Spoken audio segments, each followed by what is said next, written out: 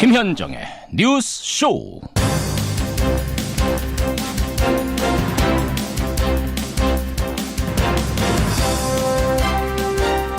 애청자 여러분, 특히 포항 지역의 분들 밤사이 안녕하셨습니까? 지난밤에도 여진이 발생하면서 집으로 돌아가지 못하고 이틀째 대피소에서 밤을 지샌 분들이 많습니다. 게다가 오늘 비 소식이 있네요.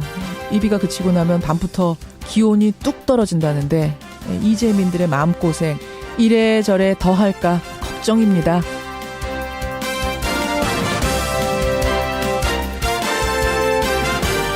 그런데요, 정치권에도 한파가 몰아닥쳤습니다. 청와대 특수활동비를 상납한 혐의로 구속영장이 청구됐던 전직 국정원장 3사람 가운데 2사람, 남재준, 이병기 전 원장은 밤사이에 구속이 됐습니다. 이병호 전 원장만 기각이 됐지요. 준 사람이 있으면 받은 사람이 있습니다. 준 사람들이 구속된 마당에 받은 사람을 조사하지 않을 리 없습니다. 이제 검찰의 화살은 박근혜 전 대통령을 정조준하는 모양새입니다. 게다가 친박 핵심 최경환 의원까지 수사를 받고 있다는 사실이 알려지면서 정치권은 이미 꽁꽁 얼어붙었습니다. 쌀쌀한 아침, 김현정의 뉴스쇼 출발합니다.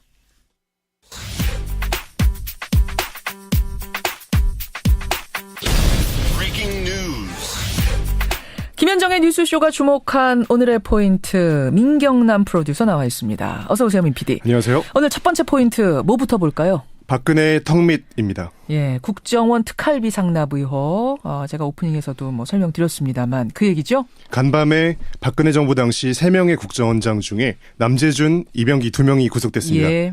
이병호 전 국정원장은 구속영장이 기각됐지만 대통령에게 특활비를 내라는 지시를 직접 받았다는 진술을 내놓은 상태입니다. 그렇죠. 또 친박계 핵심이죠. 자유한국당 최경환 의원이 경제부총리로 재직하던 당시에 국정원 특활비를 제공받은 의혹에 대해 검찰 수사 중인 것으로 전해집니다. 최경환 의원도 수사 중이다.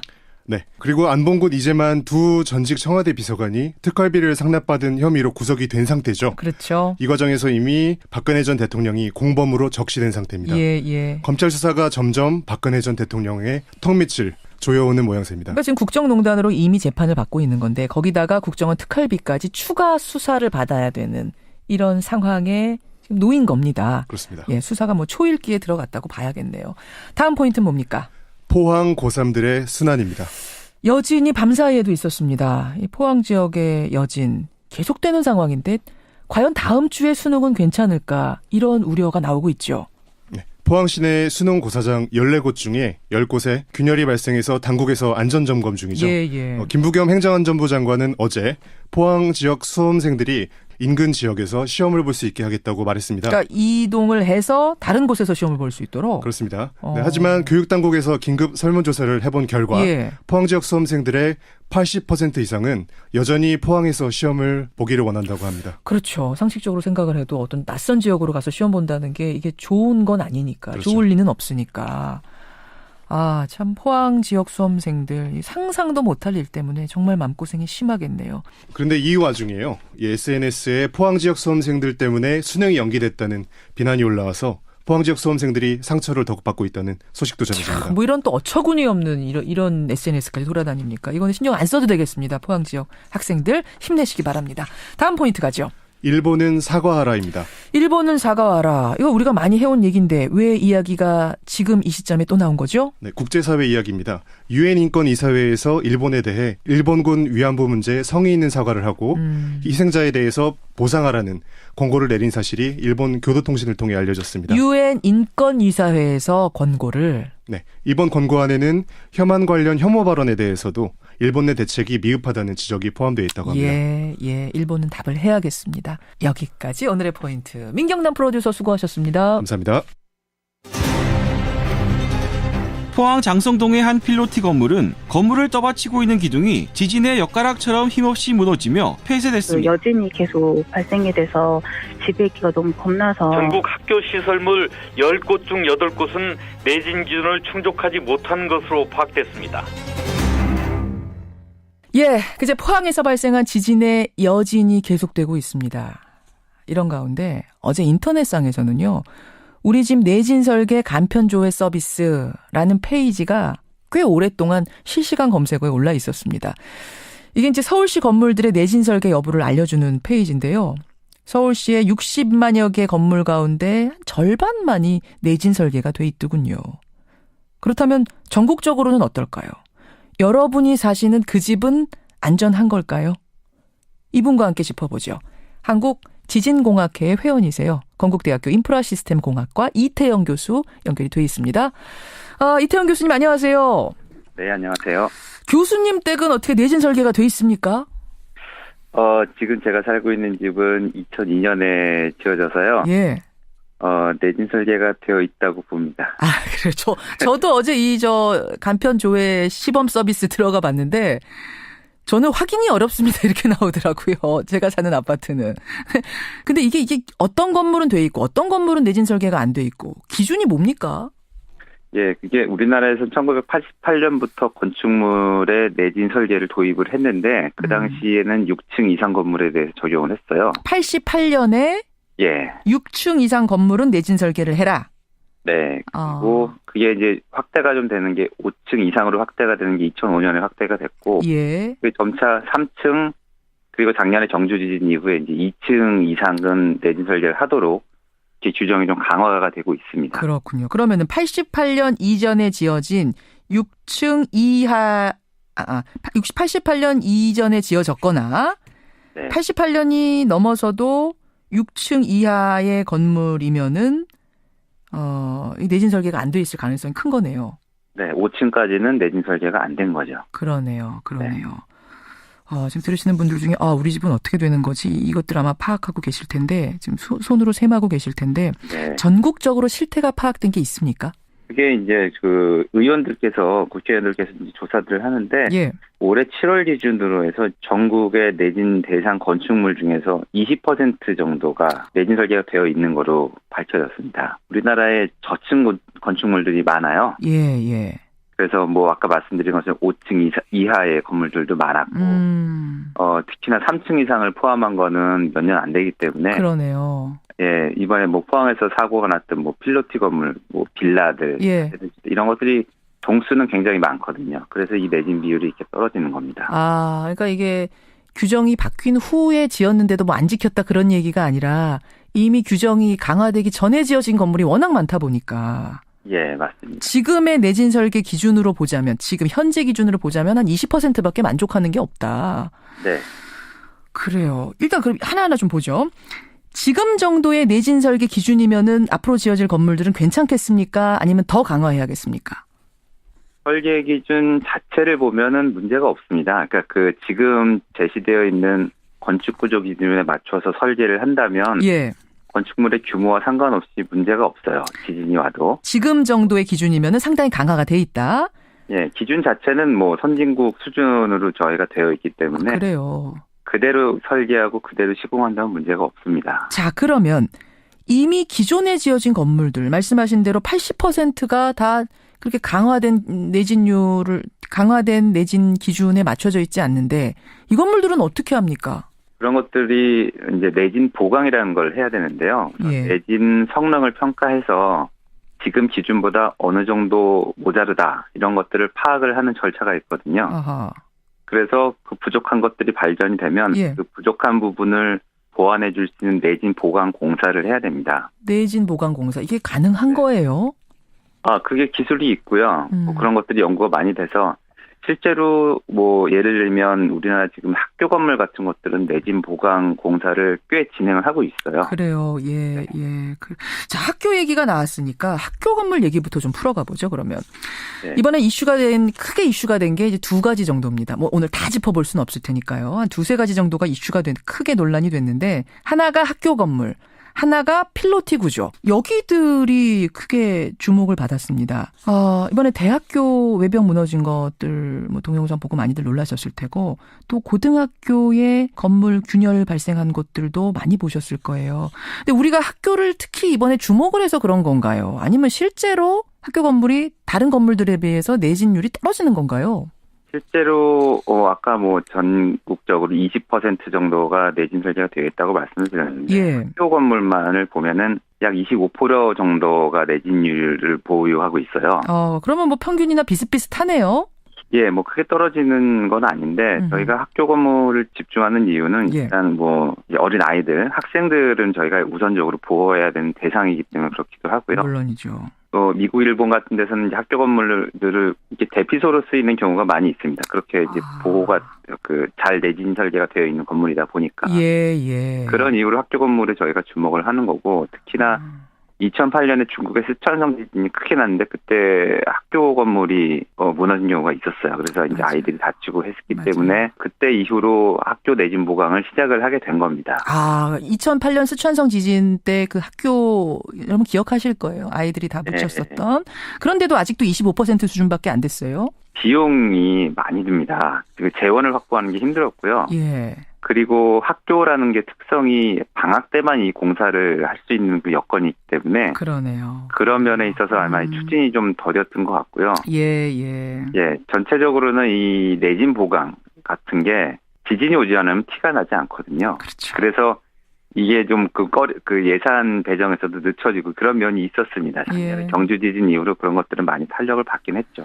자, 또 하나 이번에 눈에 띈 것이 이제 필로티 구조 건물들이었어요. 기둥이 무너져 있는 충격적인 사진들이 막 돌아다녔거든요.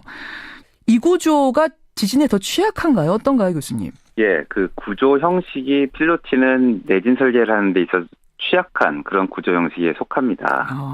역시 그냥 우리가 막연히 생각하는 그게 맞군요. 예, 우리가 봐도 이제 하체가 좀 부실해 보이는 그런 형식의 구조이기 때문에. 그렇죠.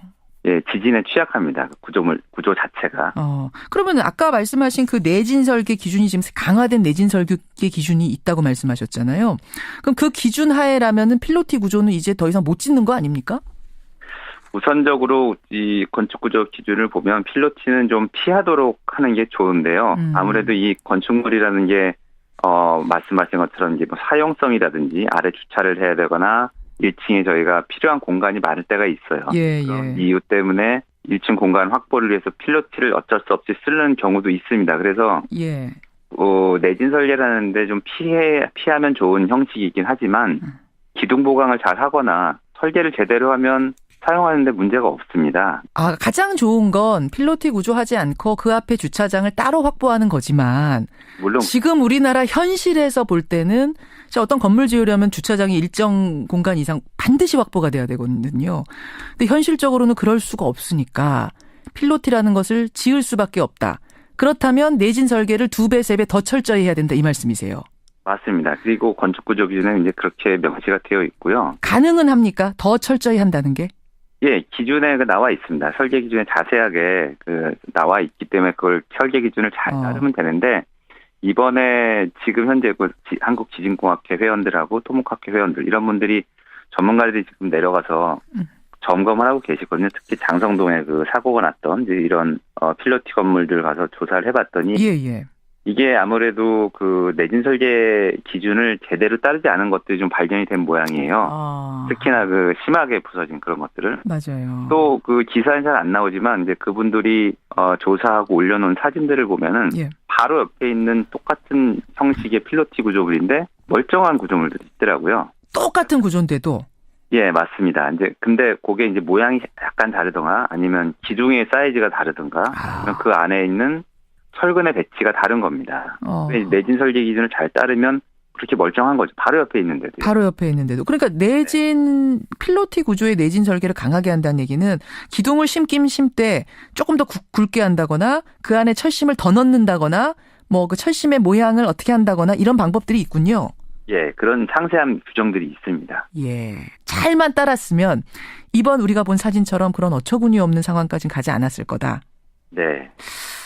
뭐 일단 피할 수 있다면 피하면 좋겠지만 현실적으로 불가능하다면 지금의 그 내진 설계 기준을 잘 지켜서 그대로 따라야 한다 이 말씀이세요. 네. 알겠습니다. 학교하고 필로티 얘기를 해봤습니다. 오늘 뭐 시간 관계상 하나하나 다 짚어볼 수는 없겠습니다만 이번에 여러분들이 궁금해하셨던 그 궁금증들은 풀어주셨어요. 그럼 앞으로 어떻게 해야 될 것이냐. 이제 우리나라도 지진 안전지대가 아니라는 것은 확실해진 것 같습니다. 전문가로서 뭐가 더 필요하다고 보세요? 이번 지진은 특징이 구조적인 손상을 많이 줬어요. 이번에 말씀하신 필로티라든지. 맞아요. 또 크게 드러나진 않았지만 상수도가 파열된 데가 있었고요. 전기가 단절된 데가 있었고, 또 우리가 라이프라인이라고 얘기를 하는데요. 우리 인간 생활하는데, 그리고 복구하는데 꼭 필요한 그런 것들이 있거든요. 도로, 전기, 가스, 상수도, 하수도 이런 것들이 중요한데 예. 이런 것들도 손상을 입었어요. 그래서 내진 설계가 그대로 시공이 잘 될 수 있는 이런 절차, 검증하는 제도 이런 것들을 마련을 해야 되고요. 예. 그리고 또 라이프라인에 대한 대책도 우리가 다시 한번 돌아봐야 되는 계기가 됩니다. 이번에. 상하수도라든지 전기라든지 이런 라이프라인이라고 불리는 우리 생활에 꼭 필요한. 그러니까 무슨 사고가 발생했을 때도 우리 생명을 지켜줄 수 있는 그 기본적인 인프라들이 튼튼하게 돼 있는지도 점검하고 가자 이 말씀이세요. 네.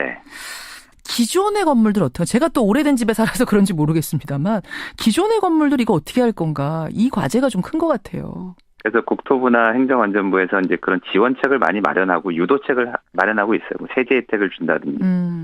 근데 이게 지진이 나지 않으면 무용지물처럼 느껴지기 때문에 당장 눈에 띄지 않으니까 지진 나기 전까지는. 거기에 이제 비용을 지불하는 걸 좀 꺼려하죠. 돈을 안 쓰는 거죠. 근데 이번에 지진을 겪으면서는 좀 아마 인식이 바뀌었을 거라고 생각이 됩니다. 그러네요. 네. 예. 여기까지 말씀 나누죠. 교수님 고맙습니다. 네, 감사합니다. 건국대학교 인프라시스템공학과 이태영 교수였습니다.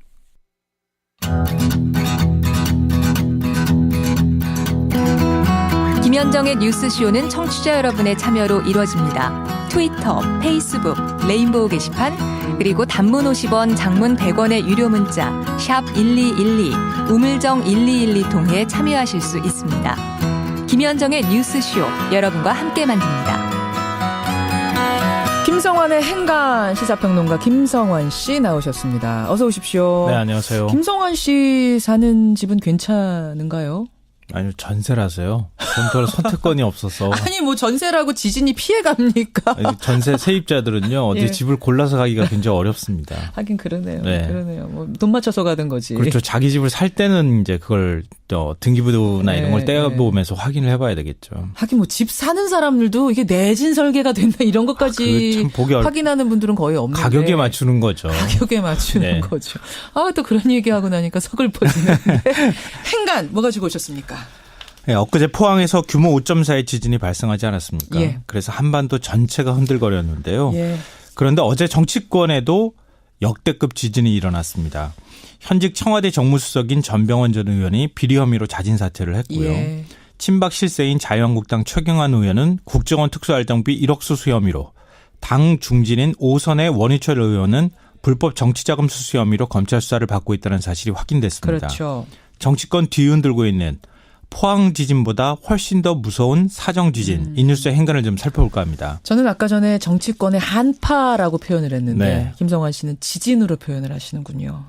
그런데 이 정치인들의 공통적인 특징은 모두 다 억울하다. 네. 난 돈 받은 적 없다. 혐의 전면 부인이라는 게 공통점이죠. 네, 맞습니다. 이 전병헌 정무수석이 자진 사퇴하면서 기자회견을 했죠. 제 과거 비서들의 일탈행위는 송구하지만 예. 어떤 불법 행위에도 가담하지 않았다. 난 결백하다. 이렇게 억울함을 호소했습니다. 예, 예. 이 최경환 의원도 마찬가지인데요. 오늘 언론 인터뷰하면서 나온 말이 있는데 전혀 그런 사실이 없다. 만약 사실이라면 동대구역 앞에서 할복 자살하겠다. 이렇게 얘기했습니다. 최경환 의원이 이런 표현까지 했어요. 네. 할복 자살하겠다. 네, 불법 정치자금을 수수한 혐의를 받고 있는 원유철 의원 역시 반응이 좀 비슷한데요. 예.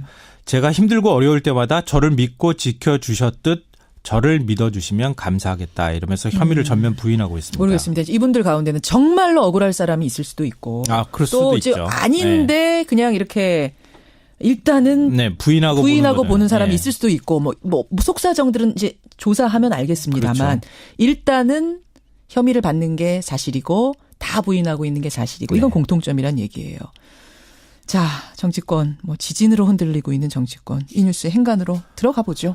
첫 번째 인간은 뜬 눈으로 밤을 지새웠을 것이다입니다. 자, 포항 시민들이 그랬을 것이고 정치권의 이분들도 그랬을까요? 네, 맞습니다. 겉으로는 절대 돈 받은 적 없다. 비리 저지르지 않았다. 이렇게 큰 소리를 치고 있는데요. 그렇지만 속으로는 아마 잠을 못 잘 정도로 불안할 겁니다. 왜냐하면요. 지금 이미 포항처럼 집이 무너지기 일보 직전이라는 사실을 직감하고 있을 겁니다. 정치 생명이 끝날 수도 있다는 생각을 할 것 같은데요. 아니 아직 검찰 수사가 시작이 안 된 경우도 있지 않아요? 왜냐하면요. 전병헌 전 수석을 얘기하면 예. 검찰이 아무리 간이 커도 현직 청와대 정무수석을 수사한다. 그리고 피의자 신분으로 소환 통보를 한다. 이거 웬만한 자신감 아니면 안 되거든요. 그만큼 혐의 입증을 자신하고 있다. 이런 얘기가 될 수 있고요. 현직이었던 사람에 대해서 그 정도 그러니까 내주 초에 지금 소환한다는 건데. 살아있는 권력을 건드리는 거거든요. 이건 뭔가 증거 확보가 지금 됐다는 네. 자신감이 있는 걸 거다. 네, 그렇습니다. 그리고 가장 든든한 버팀목이 어디입니까? 청와대잖아요. 청와대죠. 청와대 반응도 좀 싸늘합니다. 지금. 어떻게요? 오히려 임종석 비서실장이 예. 적절한 판단을 내리시라 그동안 여러 차례 자진 사퇴를 종용했다고 합니다. 전 수석을 향해서. 네. 최경환 의원도 마찬가지인데요. 자신이 한때 주군으로 모셨던 박근혜 전 대통령 뭐 구속 상태이죠. 그렇죠. 그리고 박근혜 정권 시절 최고 실세로 군림을 했습니다. 예. 그런데 지금은 친박계에 대한 당내 시설이 아주 싸늘합니다. 그러니까 우군이 별로 없다는 얘기예요. 그래요. 그러니까 만약에 이 상태에서 특활비를 받았다고 하는 사실이 확인됐다. 그러면 진짜 정치 생명 끝나는 겁니다. 원유철 의원도 마찬가지인데요. 이 검찰이 5선의 국회의원 지역구 사무실을 압수수색하면서 이거 공개 수사한다는 건 그만큼 혐의 입증에 자신감이 있다는 얘기입니다. 원유철 의원 5선입니다, 여러분. 네. 예. 그러니까 그냥 뭐 2, 3선도 아니고 5선이기 때문에 보통 국회의장쯤 되면 한 7선 정도 되면 되거든요. 맞아요. 이거 대단한 자리입니다. 그런데 이렇게 검찰이 압수수색을 공개적으로 했다는 것은 역시 마찬가지로 혐의 입증에 자신을 하고 있다는 얘기가 될 수 있습니다. 뭐 항상 다 그랬던 건 아니에요. 항상 다 물론 그랬던 건 나중에 아니지만 이제 보편적으로 보면은 그렇지 않았겠는가. 예, 그래서 지금 두려움에 떨고 떨 수밖에 밤잠을 없다. 이루지 못했을 것이다라는 얘기입니다. 두 번째 행간 뭡니까? 두 번째 행간은 이거는 전진에 불과할 수 있다입니다. 요즘 뭐 전진, 본진, 여진 이런 얘기들 하는데 예. 전진에 불과할 수 있다고요? 포항도 뭐 더 큰 지진이 일어날 수 있다 이렇게 경고가 나오고 있는데요. 혹시 지금 이 지진이 전진 아니냐 이 얘기가 전문가들 사이에 나오죠. 네. 정치권에도 조만간 규모 7.0 아니 그 이상의 초대형 지진이 일어날 수 있다는 얘기입니다. 그만큼 쌓인 응력이 크다는 얘기가 될 수 있는데요. 왜냐하면요. 강원랜드 채용 비리하고 선거법 정치자금법 위반 혐의로 검찰 수사를 받거나 재판 중인 자유한국당 의원이 10명 안팎입니다. 그래요. 여기에 최경환 의원의 특활비 의혹까지 터져버렸거든요. 예. 그러니까 정말 친박 중에서 최경환 의원 혼자만 이런 거 받았을까요? 자칫하면 최경환 발 특활비 의혹이 정치권 전체로 번질 수도 있는 상황입니다. 예. 여기에 살아있는 권력인 청와대 정무수석까지 검찰 사정권에 들어갔습니다. 예. 만약에 이 모든 게 한꺼번에 터져나온다? 이거는 지금 나오는 상황은 전진에 불과할 수도 있습니다. 박지원 전 대표, 국민의당 박지원 전 대표가 페이스북에 어제 국정농단 댓글에 이어서 총체적으로 비리사찰 공화국이 되어간다 이렇게 표현까지 했습니다. 물론 이게 부정적인 표현일 수도 있지만 사찰 국면이 시작됐다고 얘기하고 있다고도 볼 수 있을 것 같습니다. 마지막 행간 뭔가요? 마지막 세 번째 행간은 언제 어디서 지진이 일어날지 아무도 예측할 수 없다 이겁니다. 지진이 무서운 건 정말 언제 일어날지 모르기 때문에 무서운 건데. 네, 맞아요. 지금 정치권 지진도 그렇다고 보시는 거예요? 네. 그러니까 보통 박근혜 정부 시절에도 그렇지만 검찰총장이나 더 법무부 장관을 통해서 검찰 수사 상황이 보고가 됐어요. 청와대로. 예.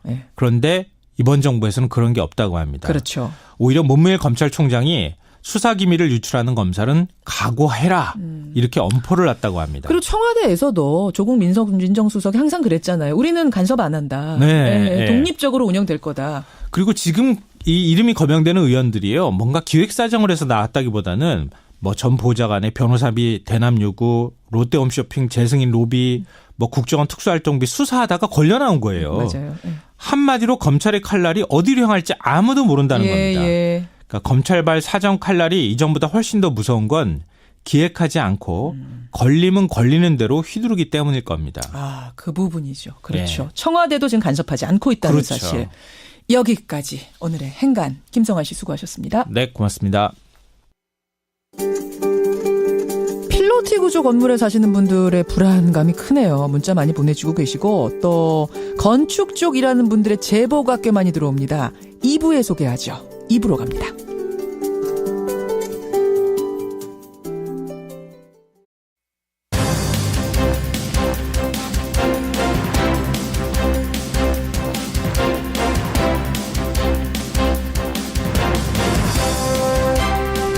김현정의 뉴스쇼 2부 출발합니다. 오늘 2부는 정치로 시작을 합니다. 이명박 전 대통령 측이요.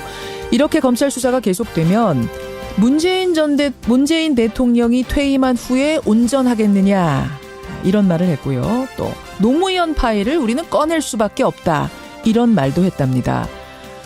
노무현 정부 당시에 법무부 장관을 지낸 국민의당 천정배 전 대표는 이 말에 어떻게 답할까요? 잠시 후에 연결을 해보죠.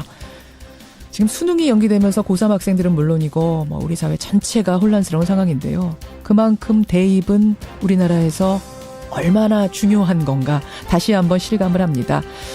그런데 우리 아이들의 입시 전쟁은 이미 초등학교부터 시작된다는 말이 요즘 유행이랍니다. 초등학교 5학년이 중2 과정을 공부하고 있고 중2는 고2 과정을 훑어보는 이 현실. 훅뉴스에서 김정훈 기자가 짚어드립니다. 그리고 오늘 화제 인터뷰에서는요. 도올 김용옥 선생의 막내딸이자 행위예술가죠. 김미루 작가가 책을 한 권 냈네요. 김미루 작가 목소리는 처음 듣는 것 같은데 잠시 후 만나보시죠. 50원에 담은 100원의 장문 유료 문자 샵 1212 카톡 레인보우까지 열어놓고 출발합니다. 예, 검찰의 칼끝이 이명박 전 대통령을 지금 겨누고 있죠. 그러자 이명박 전 대통령 측이 본격적인 반격에 나섰습니다.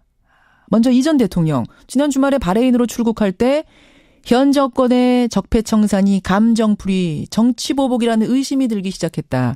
이런 말 했고요. 요 며칠간은 측근들이 이런 말을 했습니다. 문재인 대통령의 퇴임 후가 온전하겠느냐. 혹은 검찰이 이렇게 무리수를 두면 노무현 정부의 파일을 꺼낼 수밖에 없다.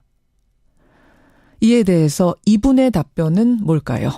노무현 정부 당시 법무부 장관을 지낸 분이죠. 국민의당 천정배 전 대표 연결이 되어 있습니다. 천정배 의원님 안녕하세요. 예, 안녕하세요. 천정배입니다. 예, 노무현 정부 당시에 법무부 장관 하셨고 또 열린우리당 원내대표 하셨고 그렇죠? 예, 그렇습니다. 예. 이명박 전 대통령의 측근이 기자에게 했다는 말.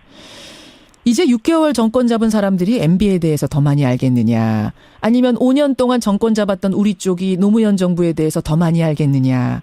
검찰이 무리수를 두면 우리는 자료를 꺼낼 수밖에 없다. 이거 보도 들으셨죠? 예.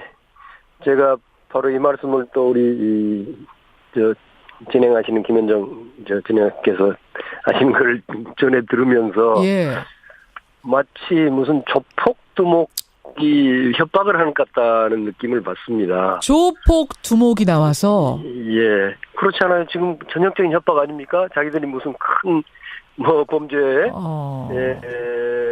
사실이라도 들고 있는 것처럼 그걸 가지고 지금 협박하는 거란 말이에요. 예. 저는 당초 이명박 대통령이 퇴임하자마자 외국으로 나가지 않을까 그렇게 예상했던 사람입니다. 왜 그런 예상을 하셨어요? 아마 나갈 수밖에 없지 않을까 봤는데요. 너무 비리가 많아서? 그렇습니다. 그런데 박근혜 정부 내내 아무 일 없이 편안히 지내시는 걸 보면서 솔직히 의아했습니다. 뭔가 있구나. 뭔가 여러 정치적인 여러 요인들이 있겠구나 했는데요. 범죄와 비리 단호히 처벌하고 청산해야 합니다. 특히 최고 권력자의 비리, 이 권력 비리를 청산할 때만 나라의 미래가 열리지요.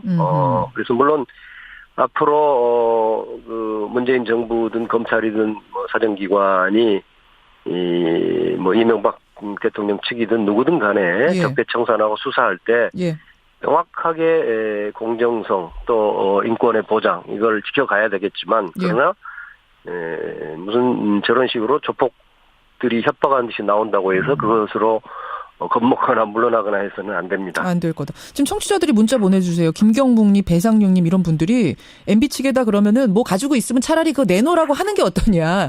이분들 표현 그대로라면 깔 게 있으면 다 까라고 하는 건 어떻겠느냐 이런 제안도 주시는데 어떻게 생각하세요? 그렇습니다.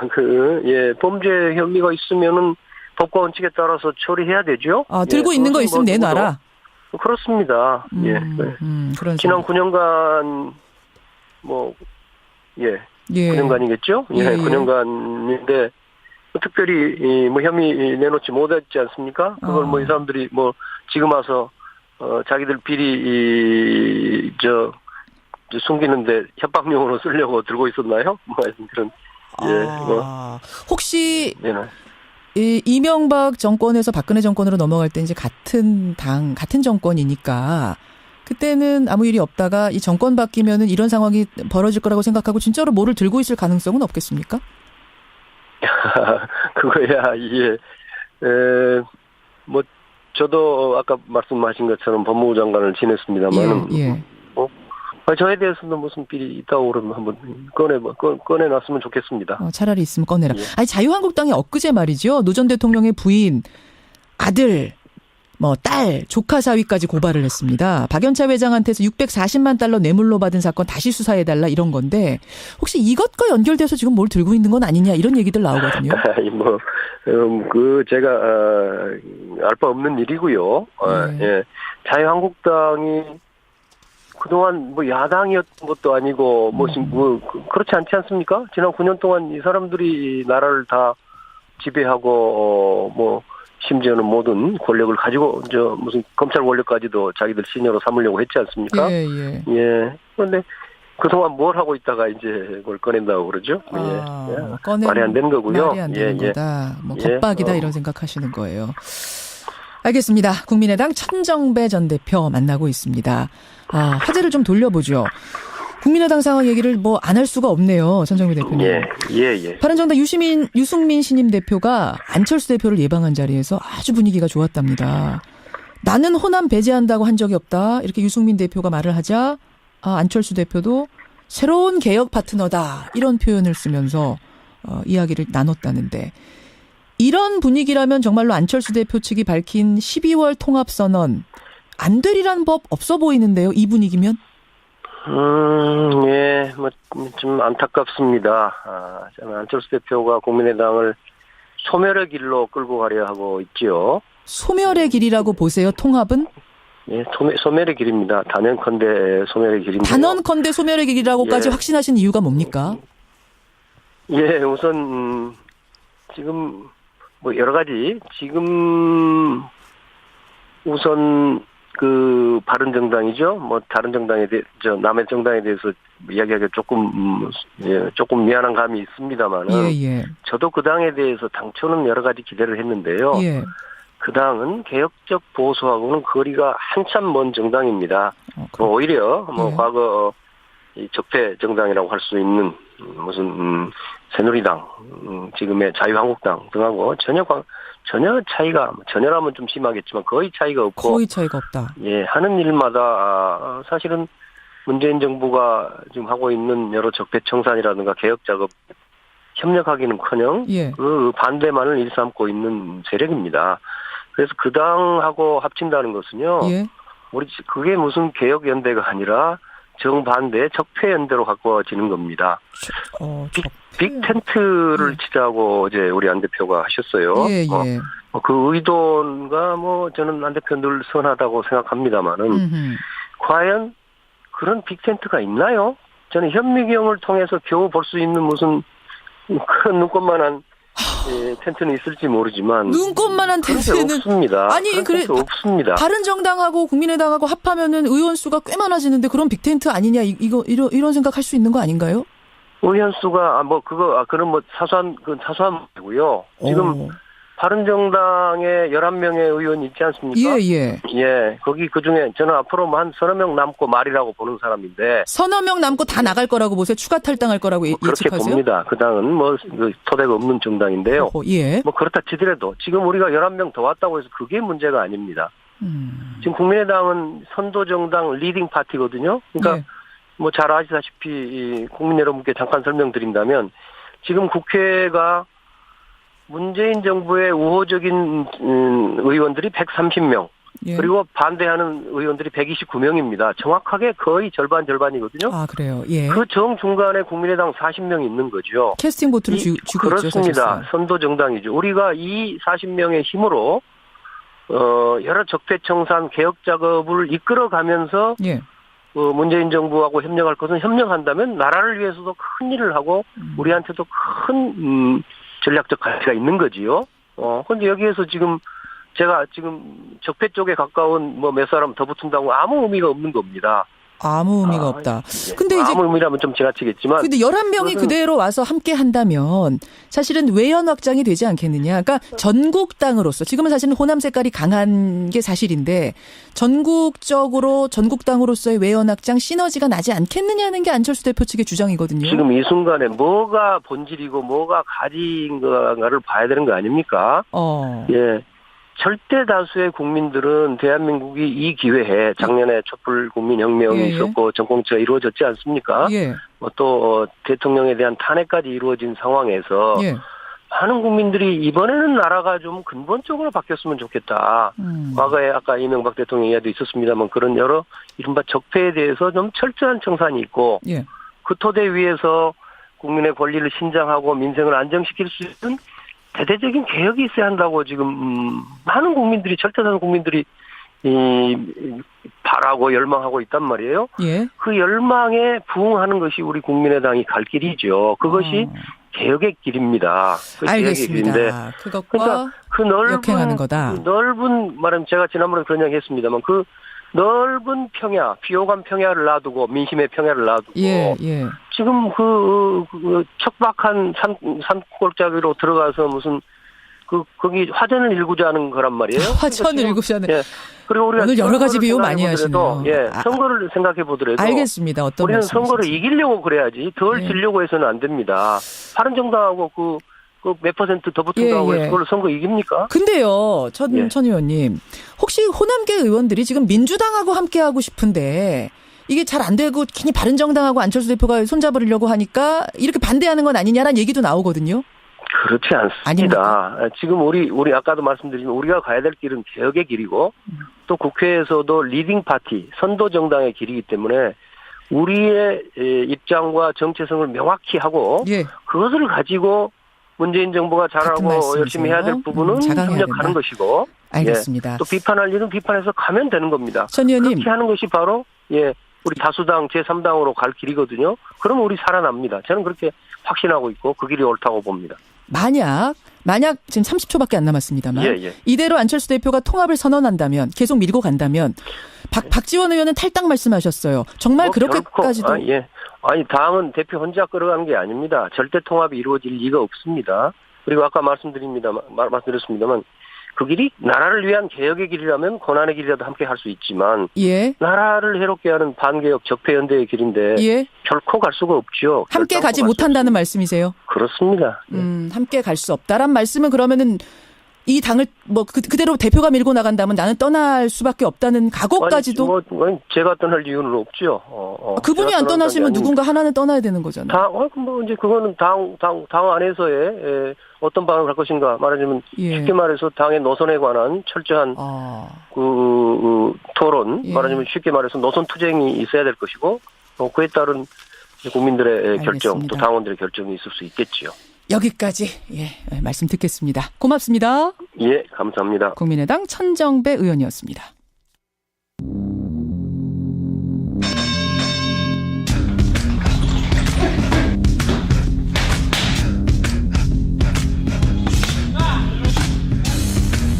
김현정의 뉴스쇼 금요일의 코너입니다. 뉴스 속으로 훅 파고드는 시간 훅뉴스. 오늘도 김정훈 기자 나와 있습니다. 어서 오세요, 김 기자. 네네.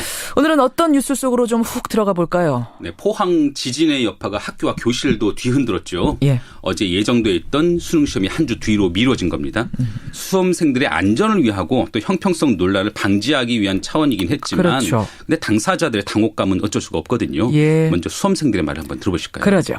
수능이 연기된 게 처음 있는 일이라서 되게 당황스럽고 수능 이제 D-Day가 넘어가잖아요. 그때 진짜 스트레스 받아요. 근데 그거 다시 해야 된다니까 그게 너무 힘든데 남은 자료들 마저 다 풀고 새로운 자료 사든지 해서 어떻게 일주일 보내야 돼. 요즘은 시험 보기 전에 그렇게 문제집하고 썼던 교과서 모아서 버린대요. 그래서 버렸던 거 찾느냐고 여기저기서 소동이 벌어졌다던데 다들 걱정이 많네요. 시험을 준비할 기간이 더 늘긴 했는데 사실 이들에게는 지옥 같은 입시 전쟁 기간이 한 주 더 늘어난 셈이기도 하거든요. 그러게요. 그런데 이보다 훨씬 오랜 기간 입시 전쟁을 치르는 이들이 있다고 합니다. 그러니까 고3이나 재수생들 말고요? 고등학생들을 넘어서 중학생 또 초등학생들까지 이미 대학 입시를 위한 전쟁터에 놓여 있다. 이렇다면 믿으시겠습니까? 초등학생까지? 그러니까 뭐 한두 학기 선행학습 정도가 아니라요? 네. 진짜 입시 전쟁은 이미 시작됐다는 초중학생들. 이번 훅뉴스에서 한번 취재해봤습니다. 오늘의 훅뉴스 주제 뭐 제목만 들어도 벌써부터 머리가 지끈지끈 아파오는데 대체 어느 정도나 지금 선행학습들이 이루어지고 있다는 얘기입니까? 네, 서울 양천구 목동에서 만난 중학교 1학년 학생들의 이야기를 한번 들어보실까요? 예. 중학교 한 학년 과정도 아직 마치지 않은 학생들임을 염두에 두고 한번 들어보시죠. 저는 그냥 작년이 중학교 걸 끝냈어요. 그냥 작년에. 고등학교 다 끝냈는데 심하다고.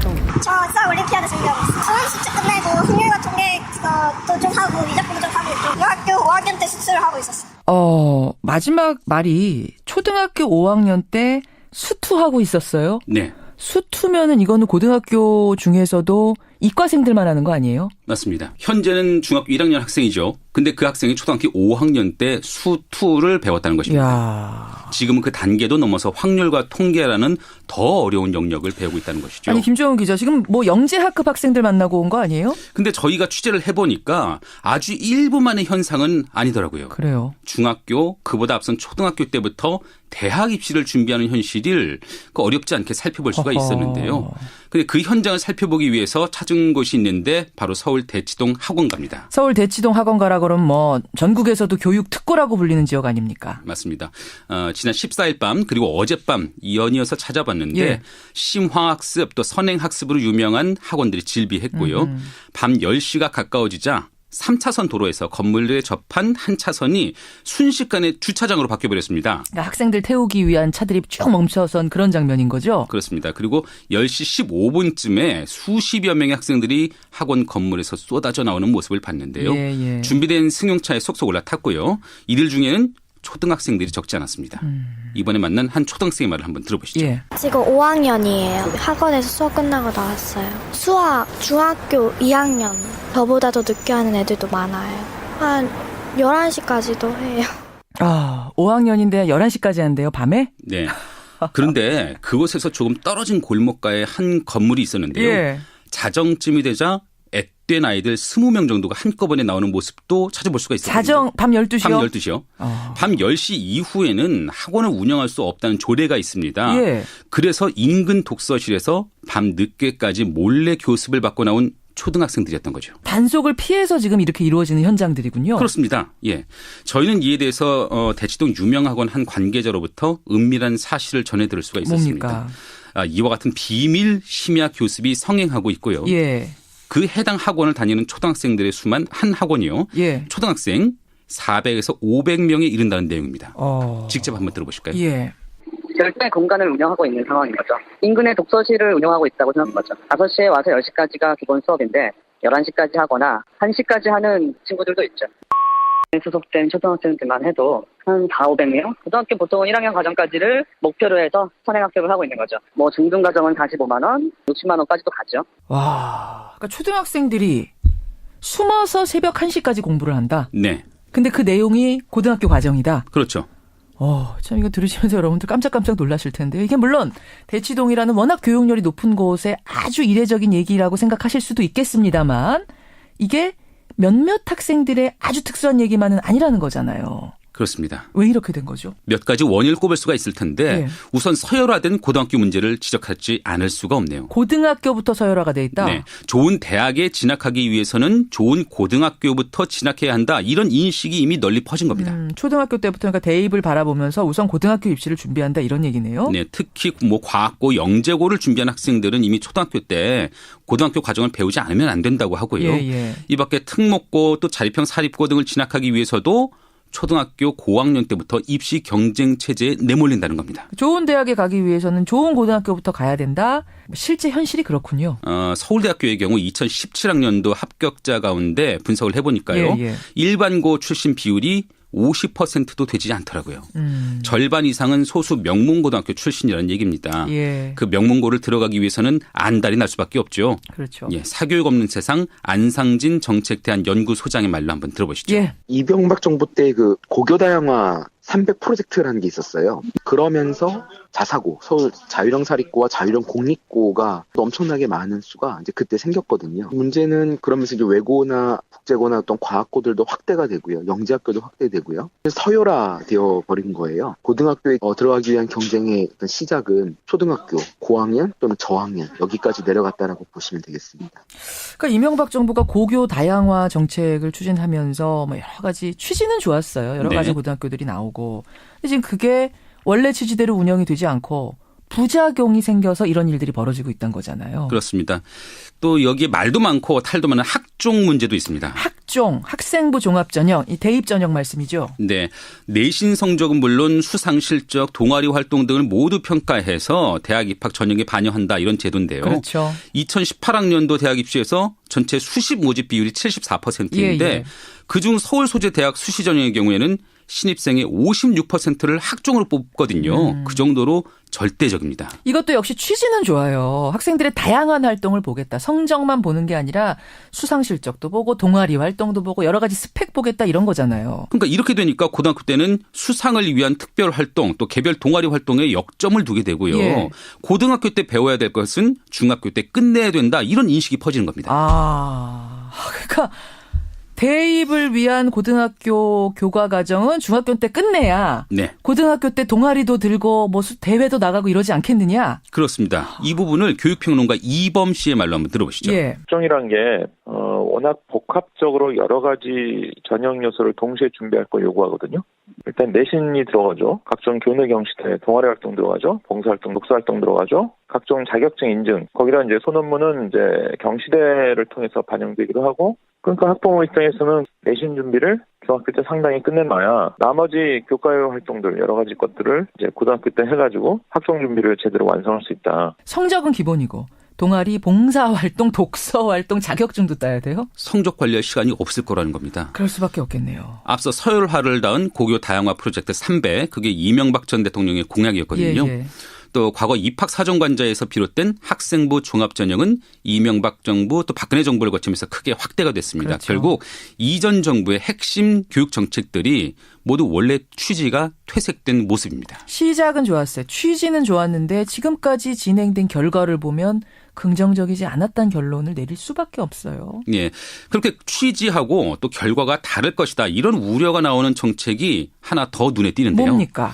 이달 초에 교육부가 발표한 중학교 자유학년제입니다. 중학교 자유학년제도? 네. 기존의 자유학기제가 한 학년으로 확대돼서 내내 전국 1,500개 학교에서 실시되는 건데요. 자유학년 기간인 1학년 그 한 학년 때는 시험을 치르지 않고요. 주로 다양한 진로 탐색을 하도록 하겠다. 이런 취지입니다. 그런데 이것도 취지 굉장히 좋잖아요. 그렇습니다. 이 자유학년제도 부작용이 지금 우려가 되는 건가요? 자유학년제를 제대로 운영하기에는 인력 때문이든 예산 때문이든 그 학교 안팎에 적합한 프로그램이 갖춰지지 않다. 이런 얘기가 나오고 있거든요. 그러다 보니까 학생들은 방치되기 일수라는 게 일선 교사들의 평가인데 앞서 지금까지 4년간 자유학기제를 운영해왔다는 서울의 한 중학교 교사의 말을 한번 들어봤습니다.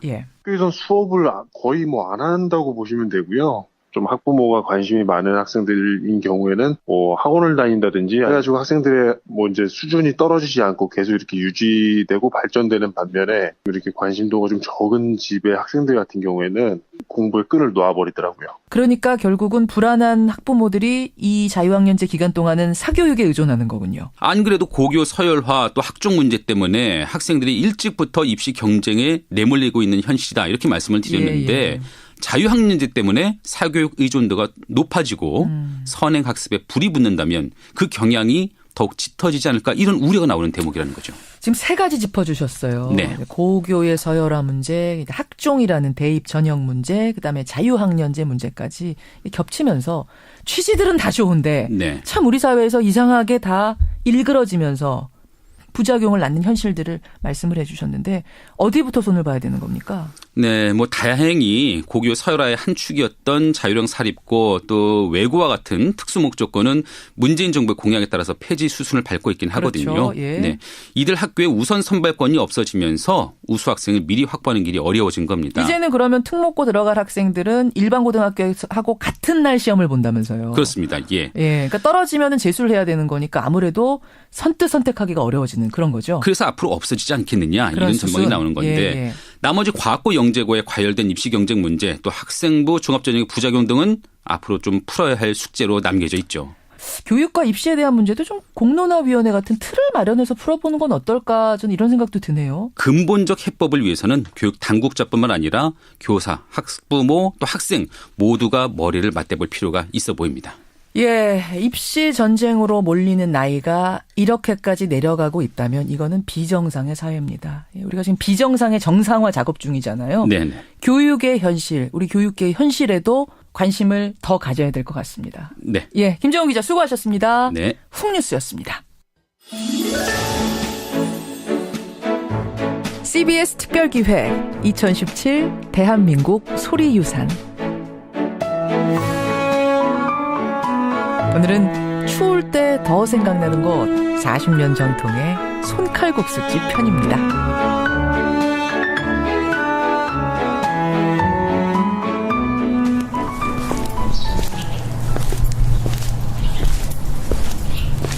서울 주택가 골목길에 자리한 평범한 칼국수 가게. 벽마다 붙어있는 2,000원이라는 문구가 유독 눈에 띕니다. 지금 큰아이가 39, 걔 낳기 전부터 이거 밀가루 장사했어요. 제 젊어서 한 40년 넘네요. 이 계통. 하루 종일 반죽하고 썰다 보면 손은 늘 헐어있지만 그럼에도 일일이 손으로 만들어야 한다는 이 주인 할아버지의 고집.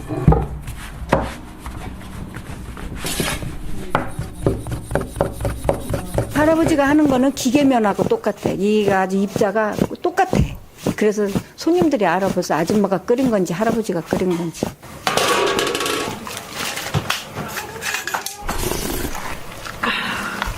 완전 너무 맛있었어요. 잘 먹은 느낌이에요. 되게 감사해요. 여기 올 때마다. 비가 오거나 그 날씨가 조금 이렇게 추울 때, 그럴 때는 특히 이 국수 따뜻한 국물이 또 떠오르면서 칼국수가 생각이 나요.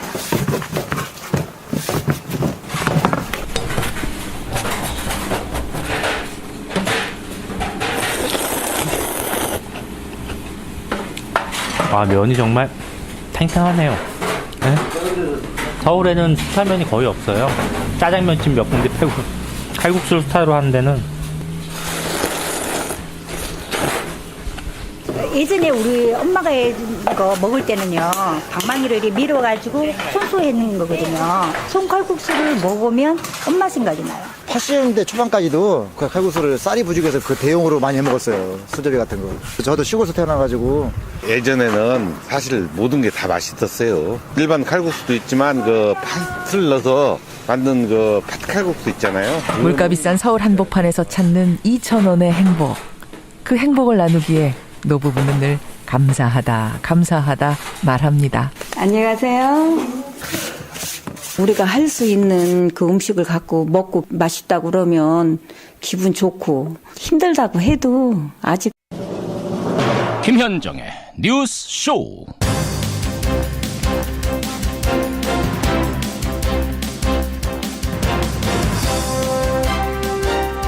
애청자 여러분, 특히 포항 지역의 분들 밤사이 안녕하셨습니까?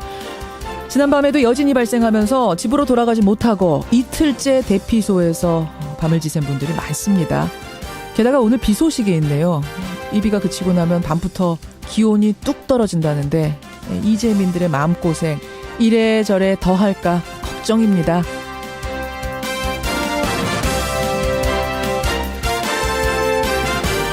그런데요, 정치권에도 한파가 몰아닥쳤습니다.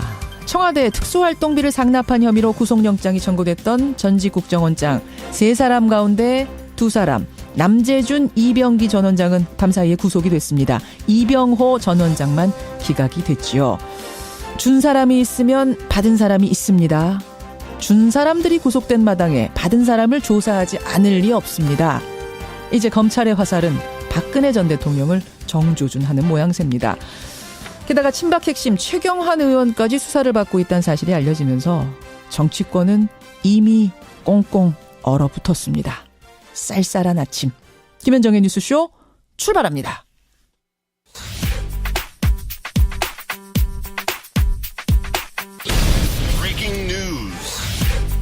김현정의 뉴스쇼가 주목한 오늘의 포인트, 민경남 프로듀서 나와 있습니다. 어서 오세요, 민 PD. 안녕하세요. 오늘 첫 번째 포인트 뭐부터 볼까요? 박근혜의 턱밑입니다. 예, 국정원 특활비 상납 의혹. 제가 오프닝에서도 설명드렸습니다만 그 얘기죠? 간밤에 박근혜 정부 당시 3명의 국정원장 중에 남재준, 이병기 2명이 구속됐습니다. 예.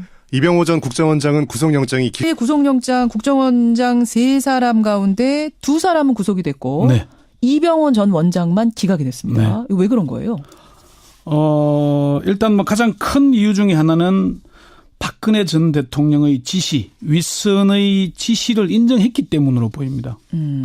이게 이제 법원의 얘기는 도망과 증거 인멸에 염려가 없다 이렇게 공식적으로는 말을 했거든요. 수사 진행 과정상 얘기돼 있잖아요. 그게 이제 검찰 수사에서는 박근혜 전 대통령의 지시를 인정하지 않았는데 영장 심사를 받으면서 인정을 했어요. 예. 그러니까 그게 가장 크게 작용된 것 같고. 박근혜 전 대통령한테 지시받아서 했다. 그래서 상납했다라는 걸 확실하게 인정한 사람은 일단 이병호. 구속은 안 시키는 걸로. 어쨌건 사실 혐의는 어찌보면 가장 중하거든요. 그러네요. 오랜 기간 재임하면서 돈을 가장 많이 줬잖아요. 예. 그런 점들은 있긴 한데 어쨌건 윗선에 대한 인정을 했기 때문에 그 점이 중요하고 나머지 남재준 전 원장은 꼭 박 전 대통령의 지시를 밝히지 않고 나중에 안봉건이 기획말로 얘기했다든지 이런 얘기로 빠져나가는 데 비해서 했기 때문에 이병호 전 원장만 기각된 걸로 보입니다. 그리고 법원이 검찰의 영장 3명 청구 다 한 걸 다 내주면은 또 그게 검찰에 지나치게 또 따라간다 이런 소리 들을까 봐서 했다는 그런 비판도 있습니다. 작용했을 거라는 추측도. 네. 그나저나 국가정보기관의 수장 3명이 영장 심사받기 위해서 한날 법정에 나란히 모습 드러낸 거. 이거 참 유례 없는 일 아니었습니까? 박근혜 정부에서 3명인데 3명 다 그렇게 들어섰으니까. 그러니까요. 이게 국정원 치욕의 날 이렇게 표현하는 분들이 있습니다. 맞아요. 입만 열면 국가 안보를 내세우면서 실제로는 온갖 불법과 탈법과 정치 공작을 해온 국가정보의 민낯. 이게 드러난 겁니다. 예. 국정원이 환골 탈퇴하지 않는다면 아예 해체해야 한다는 목소리도 그래서 나오는 겁니다. 국정원에 대한 질문으로 시작했는데 오늘 마침 Y뉴스 주제가 국정원 얘기라면서요? 그렇습니다. 국정원 이름이 지금 곧 바뀔 전망인데요. 국정원이 지금 새 이름 찾고 있습니까? 그렇습니다. 그게 개명이에요? 이게 이제 문재인 대통령의 공약이기도 합니다. 문 대통령 말 잠시 들어보시죠. 국정원을 해외안보 정보원으로 개편하겠습니다. 국정원 적폐를 청산하고 새로운 정보기관으로 쇄신하겠습니다. 국내 정보 수집 업무를 이게 한국형 전문 정보기관 원래 애초에 만들어질 때 미국의 CIA를 뽐뜬 거거든요. 그렇죠. 한국형 CIA로 새 출발을 하겠다 이런 얘기를 밝힌 겁니다. 이름을 해외안보정보원 이렇게 아예 정해진 겁니까? 아니면 이름은 또 새로 공모를 하나요? 아직 확정된 건 아니고요. 문 대통령이 이 얘기를 꺼냈고 지금 민주당 진선미 의원이 국정원법 개정과 관련해서 8개 법안을 발의했는데 여기에서도 해외안보정보원으로 일단 이름이 바뀌어 있습니다.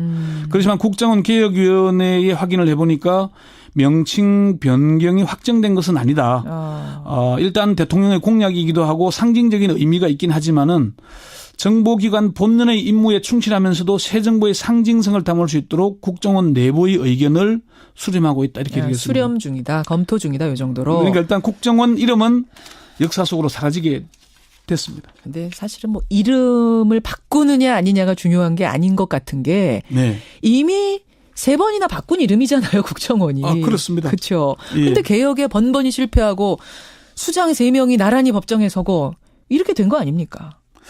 그게 사실 가장 중요한 부분이 바뀌지 않고 이름만 바꾸면은 그냥 겉으로 보이기에는 바뀐 것처럼 중앙정보부에서 국가안전기획부 다시 국가정보원으로 바뀌고 또 새롭게 바뀌더라도 내용을 바꾸지 않고 사람을 바꾸지 않으면 무슨 의미가 있겠습니까? 본질 못 바꾸면. 우리가 정당들 뭐 이름을 계속 바꾸면 예. 바뀝니까? 10번 바꾸면 뭐합니까? 안 바뀌잖아요. 그렇죠. 그런 의미가 가장 클 겁니다. 이게 지금 뭐 국정원에서 근데 이제 제가 이런 꼭 얘기를 전하고 싶은 게 국정원에서 30년 넘게 재직한 전직 국정원 고위 관계자가 이런 얘기를 하더라고요. 뭐라고요? 지금 국정원은 고쳐서 쓸 수 있는 기관이 아니다. 허물어서 처음부터 다시 조직해야 한다. 이런 얘기를 했습니다. 이게 국정원에 근무했던 분이 30년 넘게 예. 허물어서 이대로 어떻게 닦았을 수가 없다. 고쳐 쓸 수가 없는 단계다. 그 얘기는 왜 그러냐 물었더니 국정원 내부의 사람과 문화가 문제라는 얘기입니다. 너무 지금 뿌리 깊이 박혀 있는 문화. 그다음에 그러니까, 그 안에 인원들, 사람들. 그러니까 아무리 새로운 국정원장이 온다 그래서 있는 사람들 일을 과거에 간첩 조작하고 뭐 국내에 공작 정치했던 사람들이 그대로 남아 있는데 그게 바뀌겠냐. 오히려 그 사람들이 새로 들어온 사람들을 조종해서 우리 편으로 자기 편으로 만들어버린다는 거죠. 예. 그리고 돈도 마음대로 쓸 수 있는 뭐 영수증 없이 쓸 수 있는 돈이 있다 보니까 그렇게 한다는 얘기입니다. 그래서 이게 참여정부 때 바로 보였잖아요. 국정원 개혁한다면서 국정원장이 대통령 독대 보고를 폐지하고 제도 개선했죠. 예. 그런데 정권 바뀌자마자 어떻게 했습니까? 선거 개입하고 정치 공작하고 댓글 달고 이거 한 거 아닙니까? 그렇죠. 네. 그렇죠. 자, 이제 알았습니다. 뭐 이름 아무리 바꿔도 이게 안 되는 이유는 알았습니다. 그러면 어떻게 해야 됩니까, 앞으로? 방향은 나와 있습니다. 제도와 조직 자체를 바꾸는 건데요. 문재인 대통령이 국정원의 국내 정보 수집 기능 폐지, 대공수사 기능 폐지 크게 두 가지를 약속을 그렇죠. 했습니다. 예. 이게 이제 미국 CIA나 영국의 MI6처럼 정보는 정보기관, 수사는 수사기관에 맞는다는 원칙을 세우겠다는 거죠. 지금 서훈 국정원장 취임 이후에 국내 파트, 언론이나 정보기관을 출입하던 국내 정보원들은 자취를 감췄죠. 그리고 서 원장이 국회 국정감사 등에서 대공수사권을 다른 수사기관으로 이관하겠다는 입장을 명확하게 밝힌 것으로 이렇게 알려졌습니다. 그러니까 지금 사실은 저희 CBS도 담당하는 국정원 직원들이 다 있었던 거예요. 출입하는 아이오도 있었죠. 예. 그 모든 공기관에는 다 있었던 거예요. 예, 있었습니다. 예, 출입처가 있었던 건데 이제 그게 없어졌어요. 지금 IO라고 불리는 정보원들이 안 나옵니다. 안 이제는. 나와요? 예. 근데 이 사람들 재교육해서 어디를 뭐 한다 그러는데 과거에 그런 악습에 젖어 있던 사람들로 가능하겠냐는 그런 비판 목소리가 있다는 거를 지금 국정원이나 국정원 개혁 발전위가 명심을 해야 할 겁니다. 그럼 대공수사권은 어디로 가게 되는 겁니까? 이게 아직 구체적으로 정리가 되지 않았습니다. 국정원 개혁만으로 해결될 문제가 아닌데요. 또 대공수사권 남북 대치 상황에서 이걸 약화될 것이라고 우려하는 목소리도 있는 게 우려하는 사실 소리도 있죠. 그럼요. 또 경찰의 보안 관련 수사 부서가 있죠. 예. 그리고 검찰의 공안부가 있습니다. 예. 이게 국정원 대공수사파트와 연계된 건데 일각에서는 대공수사청 내지는 대공수사처를 설립해야 된다는 얘기가 나오거든요. 따로. 예, 별도의 국정원과 보안 별개로. 수사만 이제 국정원 대공수사 경찰의 보안 합쳐서 하나 만들어내는 얘기 하는 거죠. 그런데 이렇게 될 경우에 개혁하는 것 같지만은 별도의 차관급 조직이 되는 겁니다. 별도의 조직이 되잖아요. 오히려 더 키울 수가 있는 겁니다. 문제를. 또 다른 안은 그 국가경찰과 자치경찰을 분리하고 국가경찰 내에 별도의 수사본부를 지금 두는 안이 공고가 될 거거든요. 대공수사권을 가진 아니요. 수사본부? 전체 국가수사본부 아래에 안보수사국을 설치하는 거죠. 따로. 네, 수사본부 아래에 이런 안도 있습니다. 문제는 국정원 개혁과 검찰 개혁, 경찰 개혁이 유기적으로 전체적인 시각에서 정리가 돼야 되는데 지금은 국정원 개혁발전위원회, 법무부의 법무검찰개혁위원회, 대검찰청의 검찰개혁위원회, 경찰의 경찰개혁위원회로 나눠져 있습니다. 다 따로따로. 예. 그게 따로 움직인다면 정말 총체적이고 유기적인 개혁이라는 거는 조금 어려워 보이긴 하네요. 그 우려가 많습니다. 적폐청산은 촛불 시민혁명의 국민의 목소리잖아요. 예. 그래서 이게 각 기능별로 뭐 검찰은 검찰대로 국정원 국정원대로 경찰은 경찰대로 하는 게 맞을 수 있습니다. 그렇지만 제도 개혁은 종합적이고 전략적이고 입체적이어야 하지 않겠습니까? 그렇죠. 미래지향적이고. 이 부분은 지금 컨트롤 타워가 제대로 만들어져 있지 않습니다. 이게 아마 좀 제대로 해야 되지 않느냐 그 목소리가 지금 나오고 있고요. 이게 꼭 제가 한 가지 더 말씀드리고 싶은 게 있는데 지금 김관진, 남재준 이런 분들 참모총장을 지낸 분들이 구속됐잖아요. 그렇죠. 그래서 뭐 참군인 구속 운운하면서 막 비판하는 사람들이 있는데 김정은이 좋아할 거다 뭐 이런 보수 성향 언론 매체에서는 그런 것도 쓰던데요. 지금 야당도 그 얘기를 하는데 그런데 해온 걸 보면은 김정은이 무서워하는 게 아니라 우스워하지 않았을까요? 아니 뭐 심리전 하라니까 무서워하지 않은 게 아니라 우스웠을 거다. 아니 말로는 공갈을 쳤는데 실제로 한 짓을 보면은 이게 대북을 한 게 아니라 사실은 국민들을 상대로 한 거잖아요. 그러네요. 그럼 이게 우스워한 사람이지 어떻게 무스워한 사람이겠습니까? 지금 발음이 우스운 거나 무스운 거나 비슷하게 들렸어요. 권영철 선임 기자 오늘 따끔한 비판해 주셨어요. 수고하셨습니다. 네.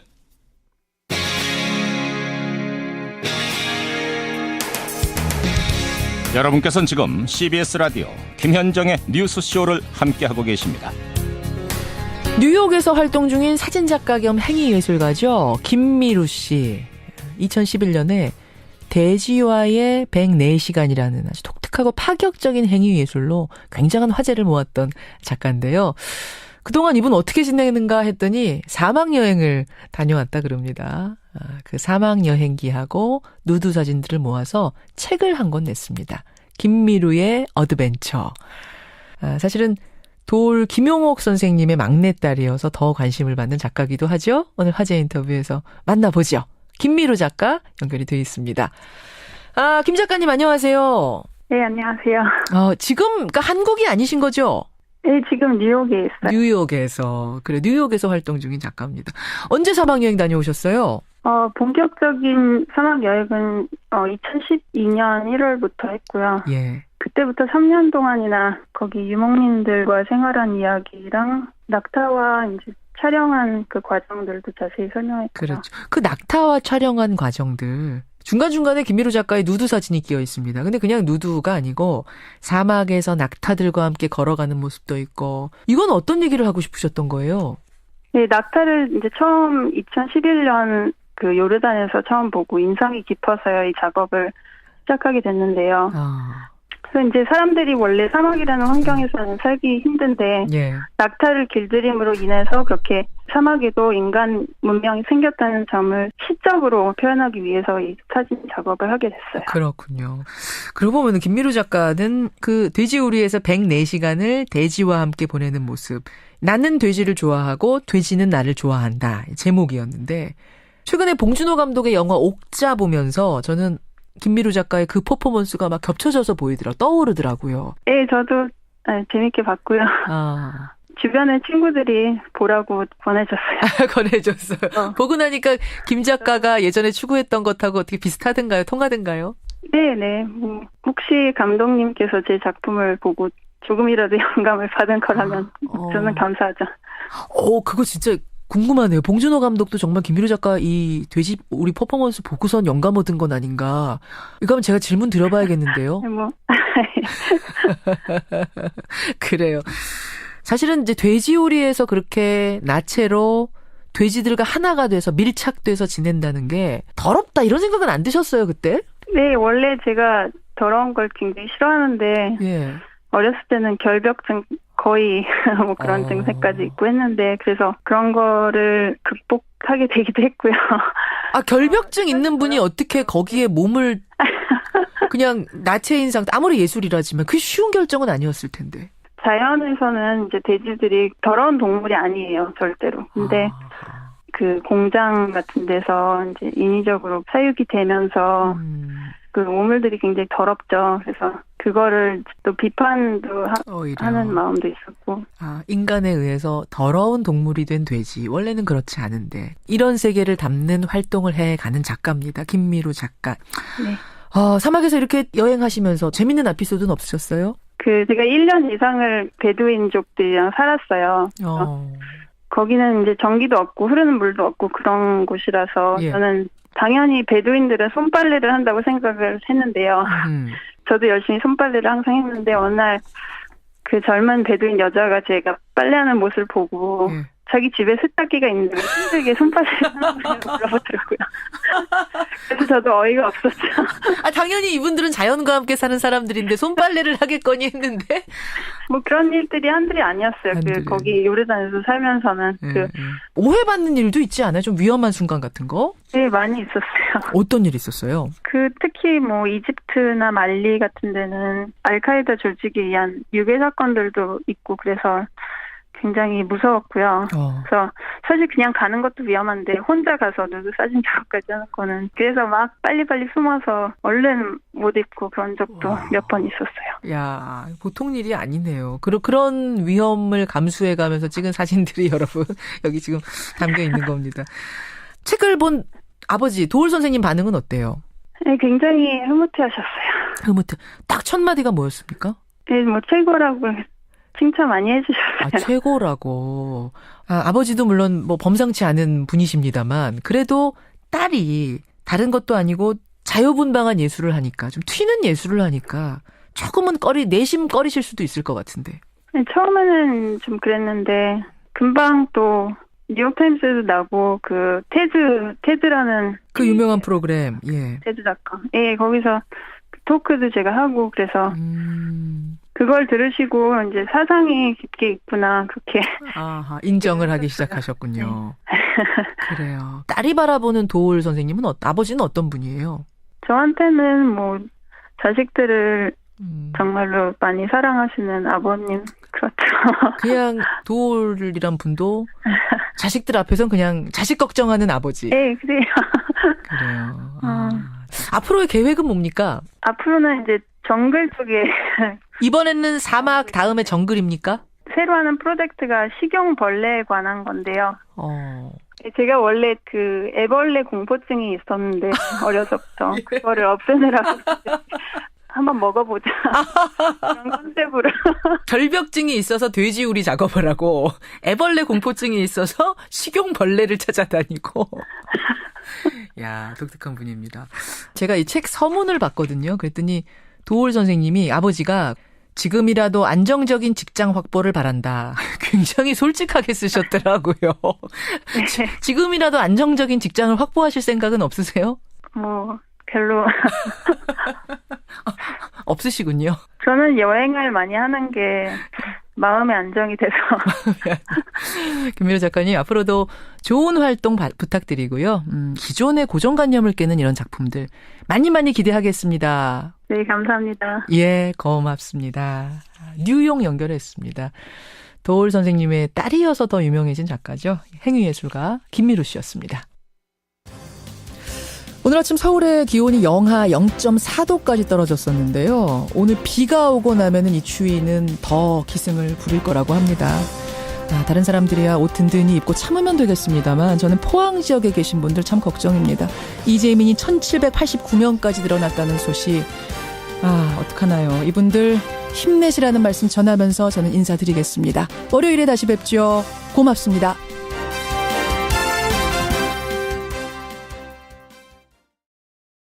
것 같습니다. 마지막 행간 뭔가요? 마지막 세 번째 행간은 언제 어디서 지진이 일어날지 아무도 예측할 수 없다 이겁니다. 지진이 무서운 건 정말 언제 일어날지 모르기 때문에 무서운 건데. 네, 맞아요. 지금 정치권 지진도 그렇다고 보시는 거예요? 네. 그러니까 보통 박근혜 정부 시절에도 그렇지만 검찰총장이나 더 법무부 장관을 통해서 검찰 수사 상황이 보고가 됐어요. 청와대로. 예. 그런데 이번 정부에서는 그런 게 없다고 합니다. 그렇죠. 오히려 문무일 검찰총장이 수사 기밀을 유출하는 검사는 각오해라 이렇게 엄포를 놨다고 합니다. 그리고 청와대에서도 조국 민정수석이 항상 그랬잖아요. 우리는 간섭 안 한다. 네. 독립적으로 운영될 거다. 그리고 지금 이 이름이 거명되는 의원들이요. 뭔가 기획사정을 해서 나왔다기보다는 뭐 전 보좌관의 변호사비 대남 요구, 롯데홈쇼핑 재승인 로비, 뭐 국정원 특수활동비 수사하다가 걸려 나온 거예요. 맞아요. 한마디로 검찰의 칼날이 어디로 향할지 아무도 모른다는 겁니다. 그러니까 검찰발 사정 칼날이 이전보다 훨씬 더 무서운 건 기획하지 않고 걸리면 걸리는 대로 휘두르기 때문일 겁니다. 그 부분이죠. 그렇죠. 청와대도 지금 간섭하지 않고 있다는 사실. 여기까지 오늘의 행간 김성환 씨 수고하셨습니다. 네, 고맙습니다.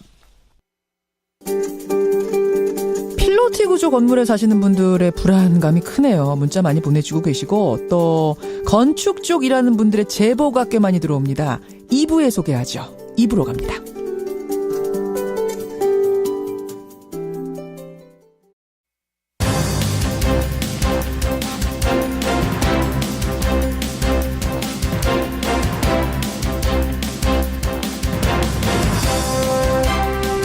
김현정의 뉴스쇼 2부 출발합니다. 오늘 2부는 정치로 시작을 합니다. 이명박 전 대통령 측이요. 이렇게 검찰 수사가 계속되면 문재인 대통령이 퇴임한 후에 온전하겠느냐 이런 말을 했고요. 또 노무현 파일을 우리는 꺼낼 수밖에 없다 이런 말도 했답니다. 노무현 정부 당시에 법무부 장관을 지낸 국민의당 천정배 전 대표는 이 말에 어떻게 답할까요? 잠시 후에 연결을 해보죠. 지금 수능이 연기되면서 고3 학생들은 물론이고 우리 사회 전체가 혼란스러운 상황인데요. 그만큼 대입은 우리나라에서 얼마나 중요한 건가 다시 한번 실감을 합니다. 그런데 우리 아이들의 입시 전쟁은 이미 초등학교부터 시작된다는 말이 요즘 유행이랍니다. 초등학교 5학년이 중2 과정을 공부하고 있고 중2는 고2 과정을 훑어보는 이 현실. 훅뉴스에서 김정훈 기자가 짚어드립니다.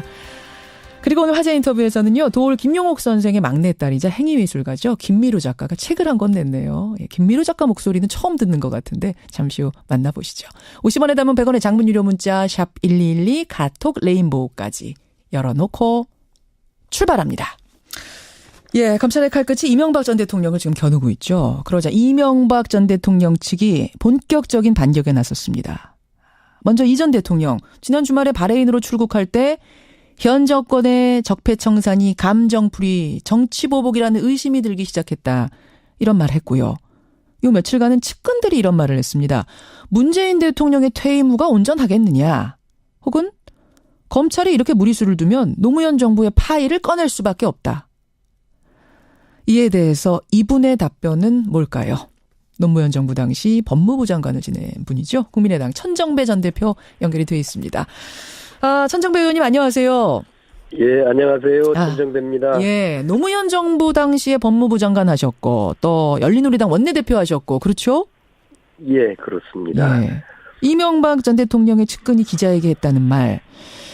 이제 6개월 정권 잡은 사람들이 MB에 대해서 더 많이 알겠느냐. 아니면 5년 동안 정권 잡았던 우리 쪽이 노무현 정부에 대해서 더 많이 알겠느냐. 검찰이 무리수를 두면 우리는 자료를 꺼낼 수밖에 없다. 이거 보도 들으셨죠? 예. 제가 바로 이 말씀을 또 우리 진행하시는 김현정 진행께서 하신 걸 전에 들으면서 마치 무슨 조폭두목이 협박을 하는 것 같다는 느낌을 받습니다. 조폭두목이 나와서? 예. 그렇지 않아요? 지금 전형적인 협박 아닙니까? 자기들이 무슨 큰 범죄에 사실이라도 들고 있는 것처럼 그걸 가지고 지금 협박하는 거란 말이에요. 예. 저는 당초 이명박 대통령이 퇴임하자마자 외국으로 나가지 않을까 그렇게 예상했던 사람입니다. 왜 그런 예상을 하셨어요? 아마 나갈 수밖에 없지 않을까 봤는데요. 너무 비리가 많아서? 그렇습니다. 근데 박근혜 정부 내내 아무 일 없이 편안히 지내시는 걸 보면서 솔직히 의아했습니다. 뭔가 있구나. 뭔가 여러 정치적인 여러 요인들이 있겠구나 했는데요. 범죄와 비리 단호히 처벌하고 청산해야 합니다. 특히 최고 권력자의 비리, 이 권력 비리를 청산할 때만 나라의 미래가 열리지요. 그래서 물론 앞으로 문재인 정부든 검찰이든 사정기관이 이명박 대통령 측이든 누구든 간에 적폐 청산하고 수사할 김현정의 뉴스 쇼.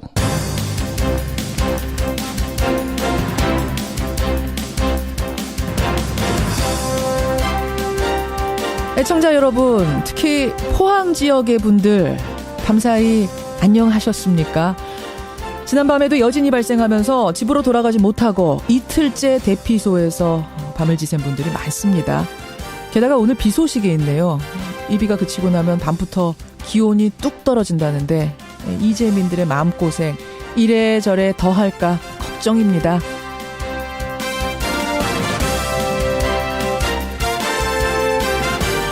그런데요, 정치권에도 한파가 몰아닥쳤습니다.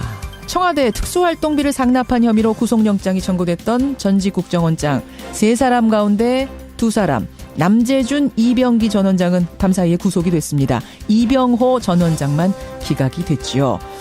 준 사람이 있으면 받은 사람이 있습니다.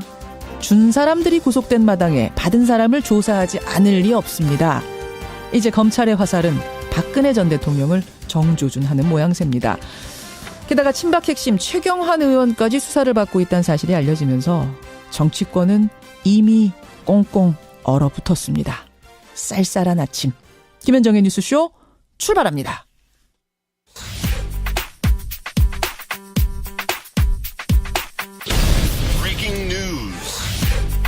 김현정의 뉴스쇼가 주목한 오늘의 포인트, 민경남 프로듀서 나와 있습니다. 어서 오세요, 민 PD. 안녕하세요. 오늘 첫 번째 포인트 뭐부터 볼까요? 박근혜의 턱밑입니다. 예, 국정원 특활비 상납 의혹. 제가 오프닝에서도 설명드렸습니다만 그 얘기죠? 간밤에 박근혜 정부 당시 3명의 국정원장 중에 남재준, 이병기 2명이 구속됐습니다. 예.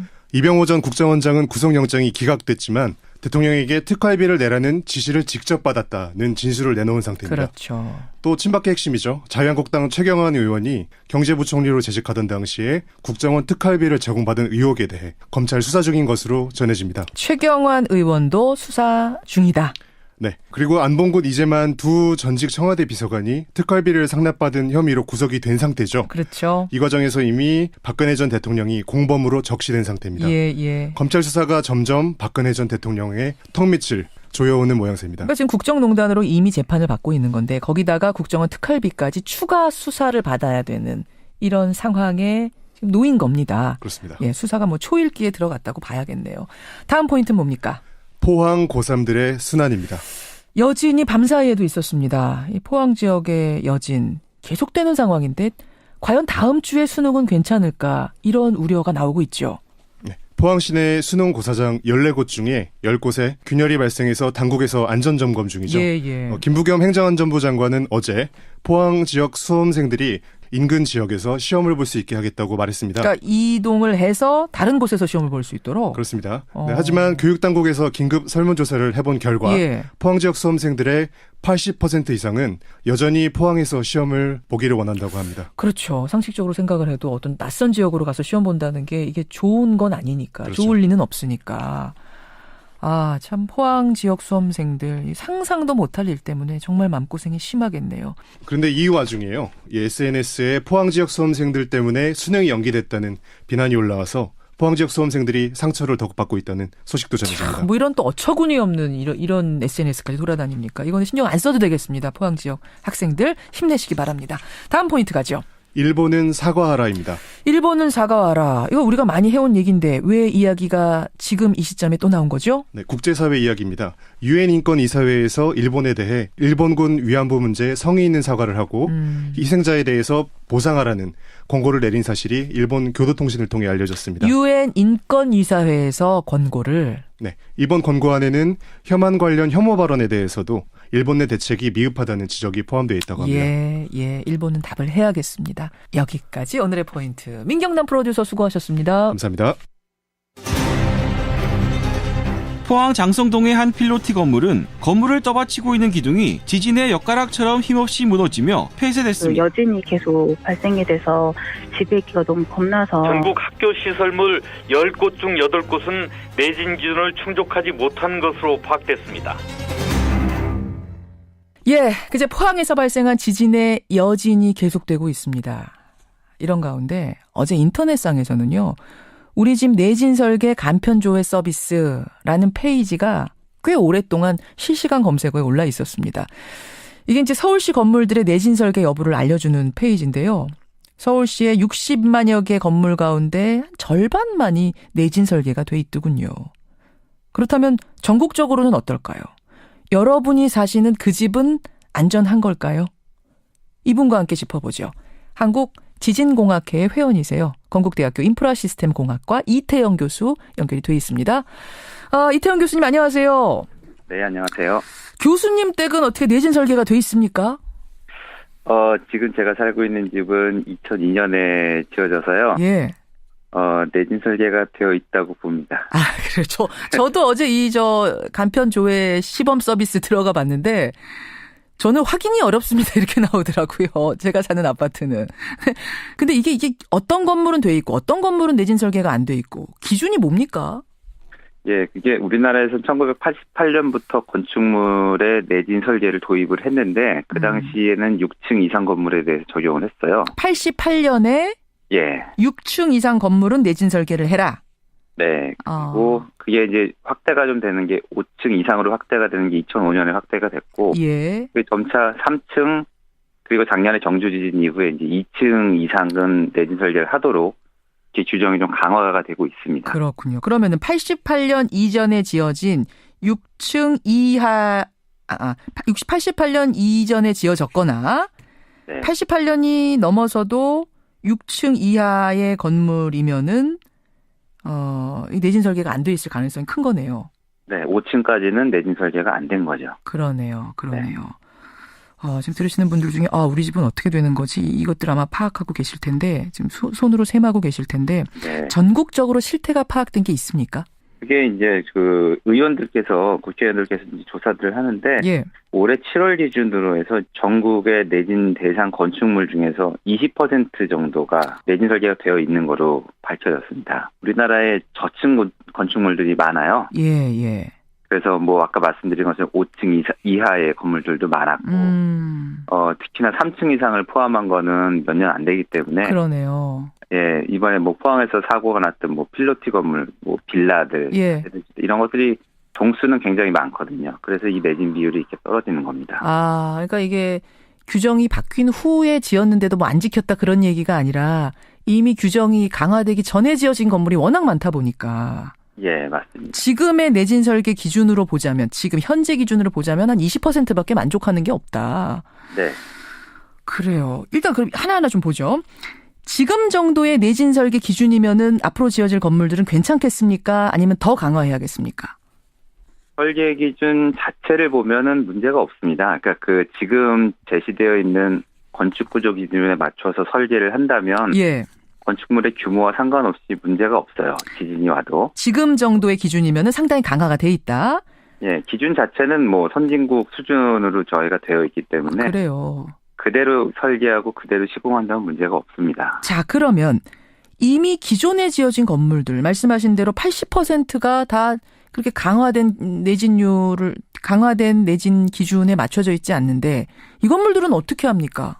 그런 것들이 이제 내진 보강이라는 걸 해야 되는데요. 예. 내진 성능을 평가해서 지금 기준보다 어느 정도 모자르다 이런 것들을 파악을 하는 절차가 있거든요. 아하. 그래서 그 부족한 것들이 발견이 되면 예. 그 부족한 부분을 보완해 줄 수 있는 내진 보강 공사를 해야 됩니다. 내진 보강 공사 이게 가능한 거예요? 그게 기술이 있고요. 뭐 그런 것들이 연구가 많이 돼서 실제로 뭐 예를 들면 우리나라 지금 학교 건물 같은 것들은 내진 보강 공사를 꽤 진행을 하고 있어요. 그래요. 예. 자, 학교 얘기가 나왔으니까 학교 건물 얘기부터 좀 풀어가 보죠, 그러면.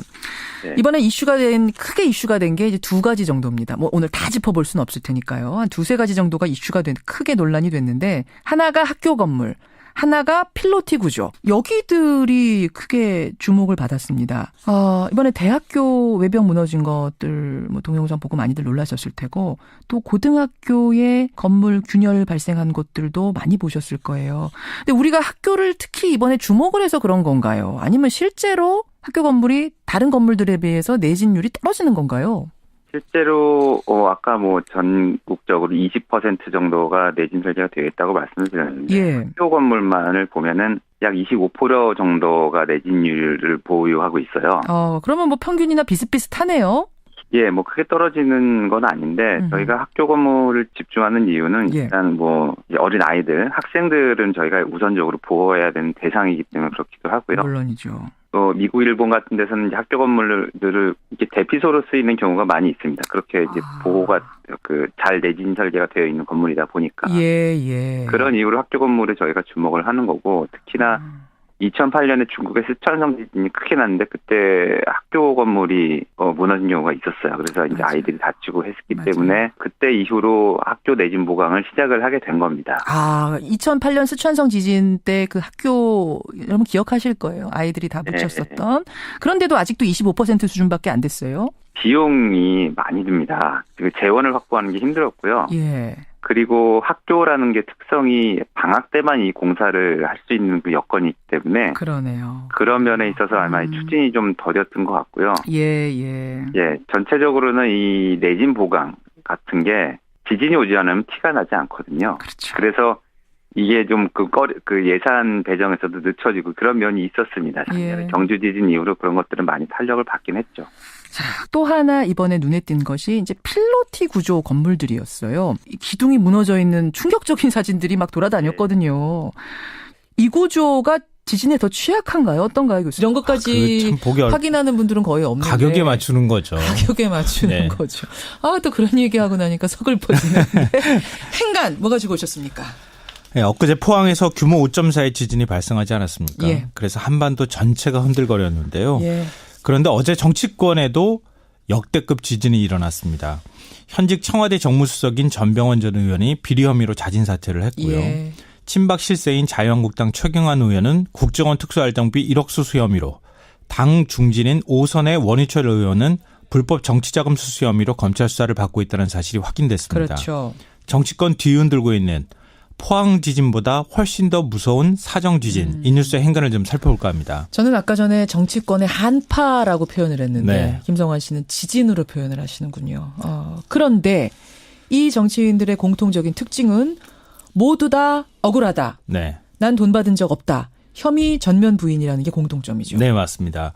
이 전병헌 정무수석이 자진 사퇴하면서 기자회견을 했죠. 제 과거 비서들의 일탈행위는 송구하지만 어떤 불법 행위에도 가담하지 않았다. 난 결백하다. 이렇게 억울함을 호소했습니다. 이 최경환 의원도 마찬가지인데요.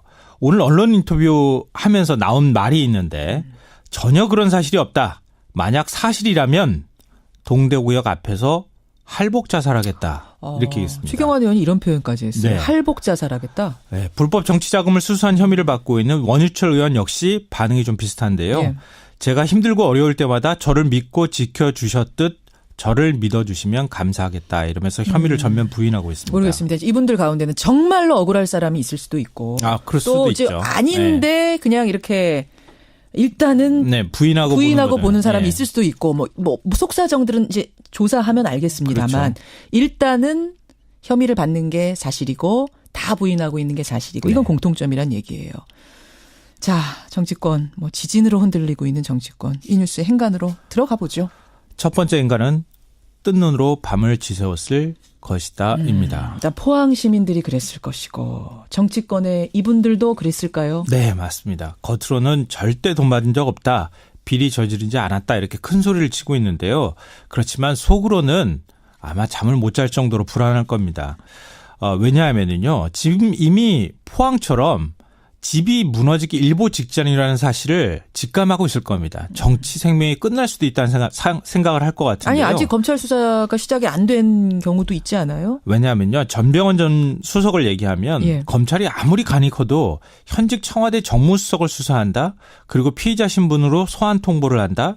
이거 웬만한 자신감 아니면 안 되거든요. 그만큼 혐의 입증을 자신하고 있다. 이런 얘기가 될 수 있고요. 현직이었던 사람에 대해서 그 정도 그러니까 내주 초에 지금 소환한다는 건데. 살아있는 권력을 건드리는 거거든요. 이건 뭔가 증거 확보가 지금 됐다는 자신감이 있는 걸 거다. 네, 그렇습니다. 그리고 가장 든든한 버팀목이 어디입니까? 청와대잖아요. 청와대죠. 청와대 반응도 좀 싸늘합니다. 지금. 어떻게요? 오히려 임종석 비서실장이 적절한 판단을 내리시라. 그동안 여러 차례 자진 사퇴를 종용했다고 합니다. 전 수석을 향해서. 네. 최경환 의원도 마찬가지인데요. 자신이 한때 주군으로 모셨던 박근혜 전 대통령. 구속 상태이죠. 그렇죠. 그리고 박근혜 정권 시절 최고 실세로 군림을 했습니다. 그런데 지금은 친박계에 대한 당내 시설이 아주 싸늘합니다. 그러니까 우군이 별로 없다는 얘기예요. 그래요. 그러니까 만약에 이 상태에서 특활비를 받았다고 하는 사실이 확인됐다. 그러면 진짜 정치 생명 끝나는 겁니다. 원유철 의원도 마찬가지인데요. 이 검찰이 오선의 국회의원 지옥구 사무실을 압수수색하면서 이거 공개 수사한다는 건 그만큼 혐의 입증에 자신감이 있다는 얘기입니다. 원유철 의원 5선입니다, 여러분. 네. 그러니까 그냥 2, 3선도 아니고 5선이기 때문에 보통 국회의장쯤 되면 한 7선 정도 되면 되거든요. 맞아요. 이거 대단한 자리입니다. 그런데 이렇게 검찰이 압수수색을 공개적으로 했다는 것은 역시 마찬가지로 혐의 입증에 자신을 하고 있다는 얘기가 될 수 있습니다. 항상 다 그랬던 건 아니에요. 항상 다 그랬던 건 아니지만 이제 보편적으로 보면은 그렇지 않았겠는가. 그래서 지금 두려움에 떨고 밤잠을 이루지 못했을 것이다라는 얘기입니다. 두 번째 행간 뭡니까? 두 번째 행간은 이거는 전진에 불과할 수 있다입니다. 요즘 뭐 전진, 본진, 여진 이런 얘기들 하는데 전진에 불과할 수 있다고요? 포항도 뭐 더 큰 지진이 일어날 수 있다 이렇게 경고가 나오고 있는데요. 혹시 지금 이 지진이 전진 아니냐 이 얘기가 전문가들 사이에 나오죠. 네. 정치권에도 조만간 규모 7.0 아니 그 이상의 초대형 지진이 일어날 수 있다는 얘기입니다.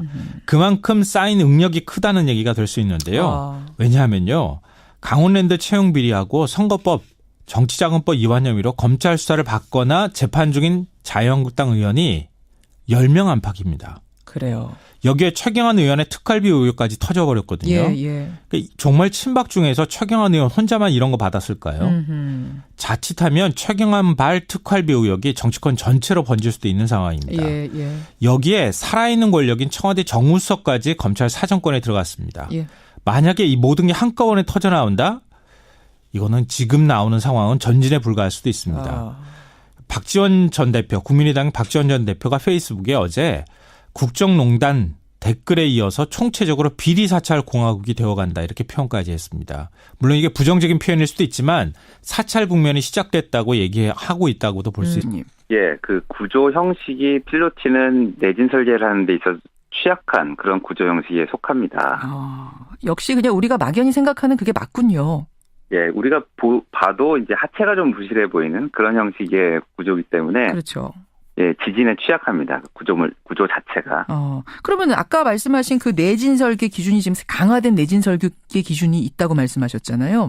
그럼 그 기준 하에라면은 필로티 구조는 이제 더 이상 못 짓는 거 아닙니까?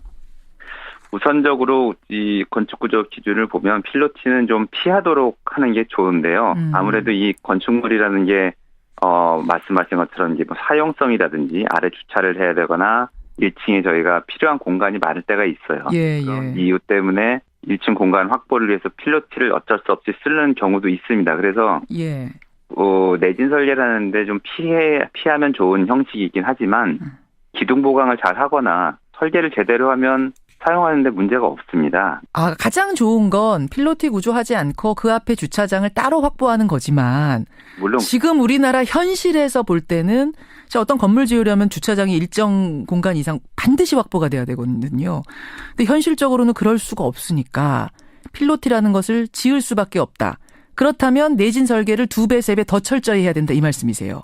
맞습니다. 그리고 건축구조 기준은 이제 그렇게 명시가 되어 있고요. 가능은 합니까? 더 철저히 한다는 게? 예, 기준에 나와 있습니다. 설계 기준에 자세하게 나와 있기 때문에 그걸 설계 기준을 잘 따르면 되는데 이번에 지금 현재 한국지진공학회 회원들하고 토목학회 회원들 이런 분들이 전문가들이 지금 내려가서 점검을 하고 계시거든요. 특히 장성동에 그 사고가 났던 이런 필로티 건물들 가서 조사를 해봤더니 이게 아무래도 그 내진 설계 기준을 제대로 따르지 않은 것들이 좀 발견이 된 모양이에요. 특히나 그 심하게 부서진 그런 것들을. 맞아요. 또 그 기사는 잘 안 나오지만 이제 그분들이 조사하고 올려놓은 사진들을 보면은 바로 옆에 있는 똑같은 형식의 필로티 구조물인데 멀쩡한 구조물들이 있더라고요. 똑같은 구조인데도. 예, 맞습니다. 근데 그게 이제 모양이 약간 다르던가 아니면 기둥의 사이즈가 다르던가 아니면 그 안에 있는 철근의 배치가 다른 겁니다. 내진 설계 기준을 잘 따르면 그렇게 멀쩡한 거죠. 바로 옆에 있는데도. 바로 옆에 있는데도. 그러니까 내진 필로티 구조의 내진 설계를 강하게 한다는 얘기는 기둥을 심긴 심때 조금 더 굵게 한다거나 그 안에 철심을 더 넣는다거나 뭐 그 철심의 모양을 어떻게 한다거나 이런 방법들이 있군요. 예, 그런 상세한 규정들이 있습니다. 예, 잘만 따랐으면 이번 우리가 본 사진처럼 그런 어처구니 없는 상황까지는 가지 않았을 거다. 네. 뭐 일단 피할 수 있다면 피하면 좋겠지만 현실적으로 불가능하다면 지금의 그 내진 설계 기준을 잘 지켜서 그대로 따라야 한다 이 말씀이세요. 네. 알겠습니다. 학교하고 필로티 얘기를 해봤습니다. 오늘 뭐 시간 관계상 하나하나 다 짚어볼 수는 없겠습니다만 이번에 여러분들이 궁금해하셨던 그 궁금증들은 풀어주셨어요. 그럼 앞으로 어떻게 해야 될 것이냐. 이제 우리나라도 지진 안전지대가 아니라는 것은 확실해진 것 같습니다. 전문가로서 뭐가 더 필요하다고 보세요? 이번 지진은 특징이 구조적인 손상을 많이 줬어요. 이번에 말씀하신 필로티라든지. 맞아요. 또 크게 드러나진 않았지만 상수도가 파열된 데가 있었고요. 전기가 단절된 데가 있었고 또 우리가 라이프라인이라고 얘기를 하는데요. 우리 인간 생활하는데 그리고 복구하는 데 꼭 필요한 그런 것들이 있거든요. 도로, 전기, 가스, 상수도, 하수도 이런 것들이 중요한데 이런 것들도 손상을 입었어요. 그래서 내진 설계가 그대로 시공이 잘 될 수 있는 이런 절차, 검증하는 제도 이런 것들을 마련을 해야 되고요. 예.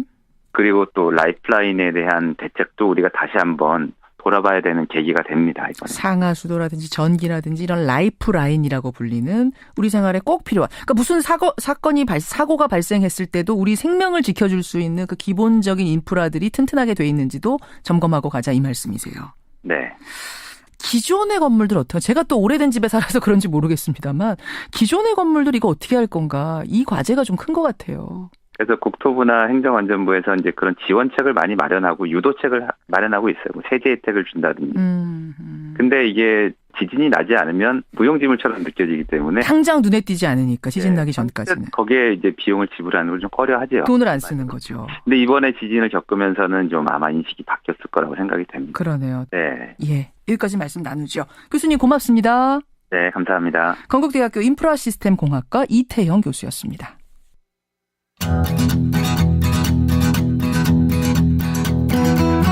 김현정의 뉴스쇼는 청취자 여러분의 참여로 이루어집니다. 트위터, 페이스북, 레인보우 게시판, 그리고 단문 50원, 장문 100원의 유료 문자 샵 1212, 우물정 1212 통해 참여하실 수 있습니다. 김현정의 뉴스쇼, 여러분과 함께 만듭니다. 김성환의 행간 시사평론가 김성환 씨 나오셨습니다. 어서 오십시오. 네, 안녕하세요. 김성환 씨 사는 집은 괜찮은가요? 아니요, 전세라서요. 좀 선택권이 없어서. 아니, 뭐 전세라고 지진이 피해갑니까? 전세 세입자들은요, 어디 예. 집을 골라서 가기가 굉장히 어렵습니다. 하긴 그러네요. 네. 그러네요. 뭐 돈 맞춰서 가는 거지. 그렇죠. 자기 집을 살 때는 이제 그걸 등기부나 이런 걸 떼어보면서 확인을 해봐야 되겠죠. 하긴 뭐 집 사는 사람들도 이게 내진 설계가 된다.